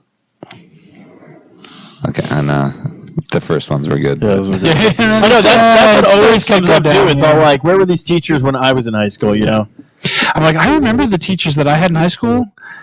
I wouldn't have even fucked one of them for the story. We had some good looking. That's what I'm saying. It was very rare, when we got to high school, that there was a teacher that you'd be like, okay, yeah, if the shit went down, I'd totally do that. There was other teachers that were like, no. We had a couple of them. I don't actually, think Miss West. If you ever had biology with her, she was. I'm not going to throw any names out there, but I've seen other teachers since, but not when I was actually in school. We had some teachers that were nice. One of ours kid went to a school, and their music teacher, I was like, oh yeah. You're like, you want to play my cello? I'd play those bongos for sure. Oh no, the new slang term now is I'd stick a potato in that. I would put a potato so far up that vagina. I'd put a potato in every order. Oh man, the roots would come out. So of we really have to go to Outback tonight, and you got the baked potato. You're taking that home, aren't you? Yeah. Smell Outback sounds good. What's that? Awesome Blossom. Ooh. Oh fuck. Awesome Blossom. Those are good. Those are really good. Awesome Blossom. Did you guys hear the bad news about Kim Jong-un? Oh, what happened? Oh, the poor guy. He broke both of his ankles. Doing what? Yes. Wearing high heels, evidently. I wear high heels. This is the headline. Kim Jong-un fractured both his ankles from wearing high heels, evidently. North Korea's Kim Jong-un has been absent from official duties throughout the month of September, reportedly due to ankle injuries caused by wearing Cuban heels to public events. Oh, really? Cuban heels are basically high-heeled shoes designed for men.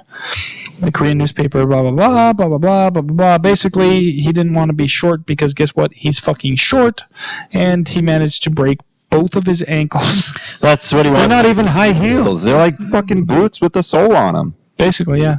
He didn't want to tell people, but he actually was wearing high heels because he was in his house all by himself, going, "I'm so lonely." That was his dad. I know. Kim Jong Il. He's just keeping on the legacy. So, are you guys scared of Ebola yet? Ebola? No. Ebola? Yeah. Everybody's scared of Ebola right now, right? Nope, Are you scared? Nope. You scared? Look, if it happens, it happens, and hopefully we get a zombie apocalypse out of it. Are you Look at planning- the bright side. Are you planning on, licking the blood or snot of a person who died of Ebola? Probably not. Okay, then That's you're what I probably mean, like- pretty good. Learn the facts about it. There's People so are many like, people who are "Jeez, man." freaking out right now because they're like, "Oh my God, Ebola's in the country, we're all going to die." No, first of all, in developed countries, like Ebola overall in the entire world has about a 50% mortality rate. About half the people who get it die. That number is actually very much exaggerated because the majority of the people who get it in countries that do not have proper medical care, so it's a higher mortality rate there. In the United States, your actual, even if you did manage to get it, you will still have like a 70 to 75% chance of living through it, especially if it's caught quickly. So one guy. Now, I do want to know why they aren't testing people that are coming directly from countries that are having major outbreaks right now. But at the same time, it's like, seriously, if you're not in direct, close contact with these people, like close enough to have them sneeze in your open mouth, that's like the closest. Bro, sneeze in my mouth, bro. You can literally sit next to them and do all, everyday things, and you're not going to contract it. It's easier to get than like AIDS or HIV because it doesn't have to be blood-to-blood contact, but it's not like catching a cold either. It's not as transmittable as the common cold or the flu or any of that. So, bro, are you bleeding? Let me look that up for you, bro. Be like, oh, blood. Yeah. So now I have two questions to ask on date. I go, do you have herpes and do you have Ebola? Yeah. I'm not saying that either one is a deal breaker. I just want to know what I'm getting into. Yeah. Also, where do you have a potato in your vagina right now? Oh, now I got a third question. Great. Dating's so hard now. I'm not saying that that's a deal breaker either. Again, I just want to know. Why are you walking away? You didn't even finish your coffee, and I paid for it. It's like on those job applications that say, have you ever been convicted of a felony? And then in little tiny print, no, saying yes to this question does not necessarily discount you from being hired. Yeah, yes, it does. Guaranteed. It's like, what have you done? Well, I slept with two teachers. I stuffed a potato in one of them, and then I ate spit from an Ebola guy. So I think I'm good, right? Yeah, right? Yeah, they're like, yes, welcome to KFC. Oh, no, not KFC. I like KFC. Well, I usually said Kinko's, but that's no one should slap at that anymore. I don't do Kinko's. I don't know why. Actually, I've been to Kinko's before. Made some copies. Bought some paper. Copy. Bought some paper. Flipping through some of these. This is kind of amusing. The men-only conference on gender equality is going to invite women after all. So evidently, having a men-only conference on gender equality didn't quite work out. You know why they decided to invite women after all? Because when they all showed up, they're like, oh, fuck, it is a sausage fest. Like, wait a minute. We're supposed to get some tang over here. Damn. This wasn't even like I could understand almost if this was like a Muslim thing or something like that, and yeah, like it was like really restricted. This is a UN supported conference, evidently. What we need to do is get some women in here. This is ridiculous. Just the idea of having, we're going to have a conference on gender equality, only the dudes. Actually, which is really funny because they all show up and we're like, okay, guys, here's the conference. We're all dudes here. We're all equal. Not those fucking chicks. That was like that episode of Parks and Rec where everyone showed, like, she's like, yeah, send somebody over for the female equality kind of like for in the workforce. They want to get more women to do some of the jobs that men were doing, and every department just sent all the men. And she's all like, what the hell? Yeah, for sure. So evidently hackers are controlling over 17,000 Apple computers due to a flaw in the Mac software. Have you checked yours there, Matt? Check mine what? To make sure you're not being controlled by mac.backdoor.iworm, evidently. Criminals have discovered a flaw in OS X, the Mac operating system, and are using it to control thousands of Apple computers around the world. You could be part of a botnet and not even know it. How do I check? I don't know. I just read the story. Yeah, but it didn't work out well for them because all they ended up doing was download the YouTube album to everybody's stuff. So. When a Mac is infected with mac.backdoor.iworm, the program tries to make a connection to a command server. The iWorm reportedly uses Reddit's search function to find comments left by the criminals in a Minecraft discussion section of the site. Evidently, so the computer will try to go to Reddit, and then it uses comments in specific things in Minecraft, in the specific Minecraft forum, and then if it finds these, then it controls a botnet. Matthew's like, joke's on them. I don't like money. Compared to other botnets I've seen, this is actually a fairly small number. Jesus. Yeah. Compared to other botnets, because they're talking about between 17 and 18,000 total computers around the world, which compared to... I don't go to Reddit. Well, you don't have... That's not where the thing came from. That's just where they're using comments on Reddit as the control codes. You don't have to go to Reddit. If the program's in there... I don't use Minecraft.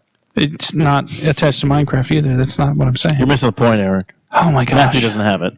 Anyways, but there's only 4,600 computers in the United States. Let's see if it tells you how to find computers in the United States. 4,600. 4,600 Macs in the United States are infected with this. I think I'm okay. Well, you don't know. You could be one of the lucky few. Let me see here. Yeah, does it tell you? One of the fucking lucky ones. You know what? What's funny is it doesn't tell you how to. I guess just search for that. It's Mac. What did I just say? iWorm? Which is funny. Most likely what Eric's doing right now, he's just getting everyone to go to the site to get everyone's Mac. Like, hey, everybody, check out this website right here. It is you, isn't it? Oh, yeah, well, it says we don't know yet how the software spreads, but... well, as long as your MacBook doesn't... So they know how it connects, but it does it all in the background. You don't see this happening. So no, this is how it's spread, Eric. As long as your MacBook is next to another MacBook that's sneezing or bleeding on it, it can't keep track. All right, that's good news. That's good news. I will look into this more for you, Matthew, and find out if there's a way to test to find out if your computer. Yeah, because I mean, all I really do on the computer is look up things. All right. Symptom number 1. How are you getting looking up things? Damn it! Matthew's literally on Google. Trick. Here's the thing. We wrote this virus, right? Okay, we didn't send it anywhere to anybody. What we did was we embedded it in the search engines. When people search for the virus, they get it. And then we put out a story in the news about how all these computers had the virus, so people started searching for it. It's genius! I went to Yahoo Finance, so I think I might be okay. No, this is what... what's funny is what it is. It's like Matthew's literally on Google going, like, searching for things. Yeah, I'm just looking things up. No, I watch videos. Yeah. What's funny is pretty sure it's most likely it's going to be somebody who's using their computer to probably either get Here's I watch videos on particular websites that I go quite often, so I know that they are fairly safe. So this article that I was just reading from is at finance.yahoo.com/news. Yeah, that's I thought you said you just... Oh, okay. You found the same article. That's why. Yeah, it's the dude holding a laptop, and it's got like... Yeah, he looks creepy. Yeah. He's weird. I'm fucking your laptop. I'm fucking 2 laptops at the same time. Near potato. And bragging about it on Reddit.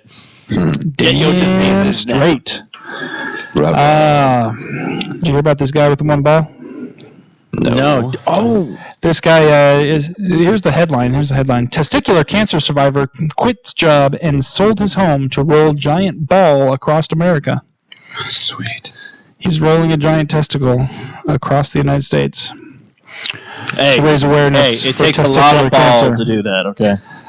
Yeah, one big one. But you know what? This guy's a pussy. I think that's inflatable. I don't even think it's like metal or stone or anything. He's rolling an inflatable ball across America. Oh, come on, dude. Come on. Yeah, that's just an interesting story. Yeah, he's got this giant ball. Evidently, it's got a lot of signature. Like he's having a lot of people sign his ball. Hey, baby, you want to sign my ball? Yeah, so, I didn't say play. Oh, websites with autoplay on your videos. That's how you can track the virus. Yeah, there it is. Oh, damn it. I've got the Mac botnet now on my PC. Oh, that sucks. I don't even think that is a thing. On the PC. Yeah, do they have an app for that for Windows? Where I can get the virus? So, a guy in Wisconsin finally figured out how to deal with those dastardly Cub Scouts trying to sell you popcorn door to door. Wait, what? Wisconsin, what? Wisconsin popcorn man just comes to your house? Yeah, wait. What's going on? Wisconsin man wielding sword menaces Cub Scouts selling popcorn door to door. What kind of popcorn? Like, probably. I'm guessing like tins of popcorn. It's probably those pre-popped. Yeah. It's got like the caramel and the cheese and the regular. I only eat the cheese. Like the caramel and the regular, it just sits there in the tin. I love the caramel. I love cheese and caramel. I eat the cheese and the regular. I don't touch the caramel. Damn. There you go. He'll eat your. I don't eat your caramel. Hey, Matthew, I'll eat your caramel. This guy will eat your caramel. I'll give it to you. So, a man wielding a large sword menaced a group of Cub Scouts who knocked on his door as they sought to sell popcorn in a fundraising drive, Wisconsin police report. After the children knocked on the door of his Sparta residence, this guy lives in Sparta. What do you expect him not to carry the sword? This isn't popcorn. Owen Reese, 22, opened the door holding a sword above his head and immediately began yelling at them, according to police. While holding the sword over his head and motioning like he was going to swing it at them, Reese got within 5 feet of the Cub Scouts before they escaped unharmed. Basically, he was trying to scare them. Fucking kids come to his door. You know what? I think he's got a right to wave a sword around. To see what he does on Halloween. Yeah. When cops arrived at Reese's residence, he again answered the door, holding the sword with both hands at shoulder height. He dropped the weapon when officers leveled their guns at him. He's like, whoa! I'm going to bring a sword to a gunfight, evidently. A subsequent search of Reese's home turned up a large number of knives and sword, as well as marijuana and several smoking devices. That's it. He was all hopped up on the weed, guys. Wait a minute. A pot smoker that wouldn't take popcorn? And I was like, wait a minute. Somehow this story doesn't make sense. Line up. During questioning by Sparta Police Department, Reese explained that his sword wielding was commonplace. Reese told officers he always answers the door with a sword to protect himself against religious people. Hi, this is Amazon. You gotta. Oh, Amazon. They're like, wait, you're cool. The guy, you're one of those Jehovah's Witnesses again. Guys sitting there going I have like, to take another one of those guys' heads. sitting there going like, but you ordered the package. You knew this. Yeah, you knew this was coming, man. So, I've in the past answered the door carrying a sword in a sheath on my belt because I was headed out for an SCA event and I happened to have it on. And somebody knocked on the door and I answered. The what? Door. SCA, Society for Creative Anachronism. Back in the day, was LARPing. It's role play without. There's no script to it though. There's no. Oh, there's always a script in your mind. It's a little bit different in that respect. I still think it is a version of LARPing, but it's not the exact same.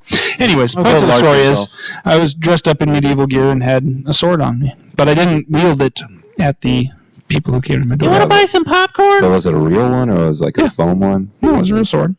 It wasn't super really, sharp edge. It was like really I could dull. hurt somebody with it. Yeah, if you whacked it. And I could. It had a point on it. I could stab somebody. Cheez-Its, dude. In the vagina and spear their potato. Cheez-Its, man. Cheez-Its and Rinse. Cheez-Its. Oh, I like Cheez-Its. I think Matthew, once he gets enough money, he's just going to buy a cul-de-sac, and then when those kids come around, he's just going to chop the fence to each house and just be like, yeah, I'll take some more popcorn. It's just following the coach. I know you're not going to sell this guy some popcorn. Come on, give it to me. This guy ain't going to buy popcorn. Yeah, this guy's got a sword. This guy's going to clip a sword at you. I know, because I go over there to partake in other stuff, and I've seen his collection. Why would I do that? I could just literally buy multiple tins in one stop. I like the humor that we created. No, it's not practical, though. That's why I said I like the humor that we created. That's me. That's me owning multiple houses in a cul-de-sac? What? Yeah. That's why I like. Yeah, like the. I like my fiction, man. Like that guy on that TV show who's got all the wives. He's got like all those houses in one little area with all those different wives and stuff. You're not down with that? Yeah. I know what you're talking about. Yeah. I forget the name of the show. It's Sister Wives. Sister Wives. Holy crap. How did I not remember the name of that show? It's like these ladies don't got potatoes. Yeah. Sister wives. Yeah. They need some potatoes. Megan watches that show. Emma watches it, and it's the Brown family. Why? I Cody have Brown. no problem. Like, honestly, my thoughts on the subject are, as long as all of the participants are of legal age and understand fully what's going on, they can do what the fuck they want. As in their situation. I'm not going to watch a TV show about it, though, because I don't care. So, as far as I'm concerned, I have no problem with them doing what they're doing, but I'm not going to watch it on TV. I'm going to watch me some Gotham and some other stuff instead. Tell me a story, motherfucker. Don't show me your wives. Wow, okay, Eric, we get it. You don't like people with multiple wives, okay? Matthew, I want to know if you agree with this article from the New York Times. Some blacks see Secret Service as flawed shield for the president.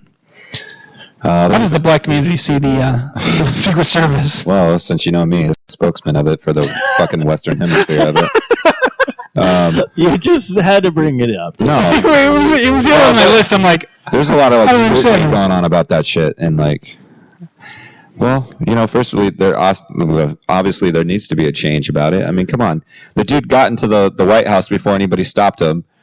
Literally got in there, and then he was in the front door, and the president wasn't even there. The security's tripled when he's there. I thought he went on he went down a wing or something. Like he got just barely in the front door. I don't know how far he got in, but yeah, you don't know. The point was, neither the president, the vice president, or the first family was in the house at the time. Yeah, they were somewhere else. Yeah, but still, it's part of the royal family. It's part of the family. The dog was there. Bo. But when the people aren't there, the security is not as tight. When the people are there, there's like 3 times as many. Yeah, but okay, first off, you have one fucking job. Yeah, I can imagine some people got fired over that. They're like, I know. So let me break this down. Your job is to keep people out of the White House who aren't supposed to be there, right? Okay. Were you watching this guy He's got like, look, man, I had a game of Minecraft going on. I was eating my popcorn that the kids just delivered, and the computer's running kind of slow. I'm not sure if it's in a botnet or something. Not gonna lie. I was watching some videos on this about a woman who shoved a potato. He was sprouting, man. And guess what? I just bought a bunch of weed off a guy who has swords. So, my evening was booked.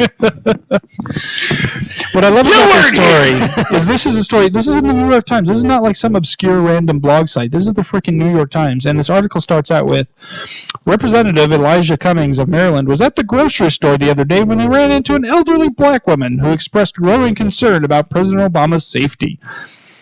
That's where this whole article is based on. Some random guy ran into a black lady at the grocery store, and they're like, we're going to need to write an article in the New York Times about this? Yeah, well, hey, did you ever think that this guy was playing too much Minecraft eating popcorn? It's like, oh shit, I got an article to write. What did that person call them and was like, I got it. You guys have to write a story about this lady. Let me just tell you. I ran into this lady at the grocery store. Okay, she was buying some collard greens, some watermelon. Not important. God damn it, Eric. I'm sorry, I had to get one in. It's been a while. Oh no, you had your field day last week. Okay, well, that wasn't my fault. Those were the cards I was dealt. Okay. Oh, of course. And to be fair, I tried for the longest time not to play any of the racially based cards, but then I was like, I'm like, 6 of my 10 cards are racially based. I'm going to have to play some of these. So I played them all. Okay, Eric, creating a bunch of cards on those blank ones that just say Matthew Renfro on it doesn't count. Well, I had the Matthew Renfro card, I had the just blacks card, and then I had the African Americans card. No, I didn't. None of it was that. But I just thought it was kind of amusing that they needed to write an entire story on the New York Times about the conversation this guy had with a woman at the grocery store. Yeah, but I'm still just gonna say it doesn't matter if the person's there or not. It's your job. Like you have one job. Like really, it's like, dude, I was just playing some Nintendo, bro. It was going really good. I was at level 99 on Duck Hunt. I was at level 99. I was seriously going to get. I was going to be the first person to actually get to 100. I swear I was. Well, this guy wasn't going to crash this time. Not this time. This guy comes busting through the front door like he owns the place. I'm like, dude, Obama's not even here. Like, what are you here for? Who are you trying to kill? Biden's not here. Let me get my sword. Obama's not here. Michelle's not here. Are you coming here to kill the dog? Like, seriously? You coming here to kill the dog? What kind of fucked up guy? Or the one guy's like, some guy's coming in. I'll be right back. I'm getting my sword. Yeah. Let me get my sword. I realized that my security should have guns and not medieval weapons. The Secret Service should be answering the door with swords every time. Yeah, with In fact, actually, I think, what the hell's Biden doing? Make Biden do that. Like, be like, hey, Biden, your job now is to go answer the door with a sword. Because, I mean, seriously, if you went to the White House and knocked on the door and Joe Biden was there with a sword, would you stick around? I wouldn't stick around. I'd be like, I'm out. Peace. Yeah, someone tells him to give him that job. He's like, I have something to do. Mordor! And he grabs a sword and takes off. And then he just sits there. He's like, someone's going to come. Someone's going to come. He's like a dog. Biden? I want to go to this guy's house on Halloween. Could you stop? Just like, does every single trick-or-treater get the sword treatment? That's what I'm wondering. That'd be pretty cool. All right, you guys got anything else for tonight, or do we want to call it? I think we called it, but... all right, folks, thanks so much for listening. Don't forget to check us out on the web at sociallyawkwardstudios.com. We're on 4iRadio.com, Spreaker, iTunes, Stitcher, Zoom, Marketplace, BlackBerry, Blueberry, New York Guide, Double Twist, YouTube, Swell Radio, SoundCloud, and Player.fm.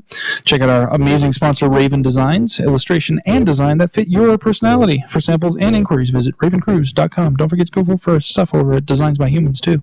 And also check out Amazon.com. If you shop at Amazon already, which, I mean, who doesn't? They've got everything.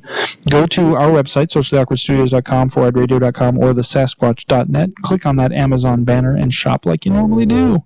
Buy your swords to answer the door with. Buy your popcorn. Buy your Cub Scout popcorn right there on Amazon. You can also buy potatoes. And potatoes, absolutely. And, effective contraceptives, if you're into that sort of thing as well. Free shipping. If you got Prime, you can get free shipping. Free 2-day shipping. It's a good deal. And we get a little taste in the back end. It doesn't cost you a penny more, but we get a little taste of it. So do that. And, hey, follow us on Twitter or something. Yeah. At the SasquatchNet. I'm at Eric J. Dewey. At Stephen Mooney Jr. At Matthew Renfro. Easy peasy. So until next time, folks. You better tap that size. Goodbye. Bye.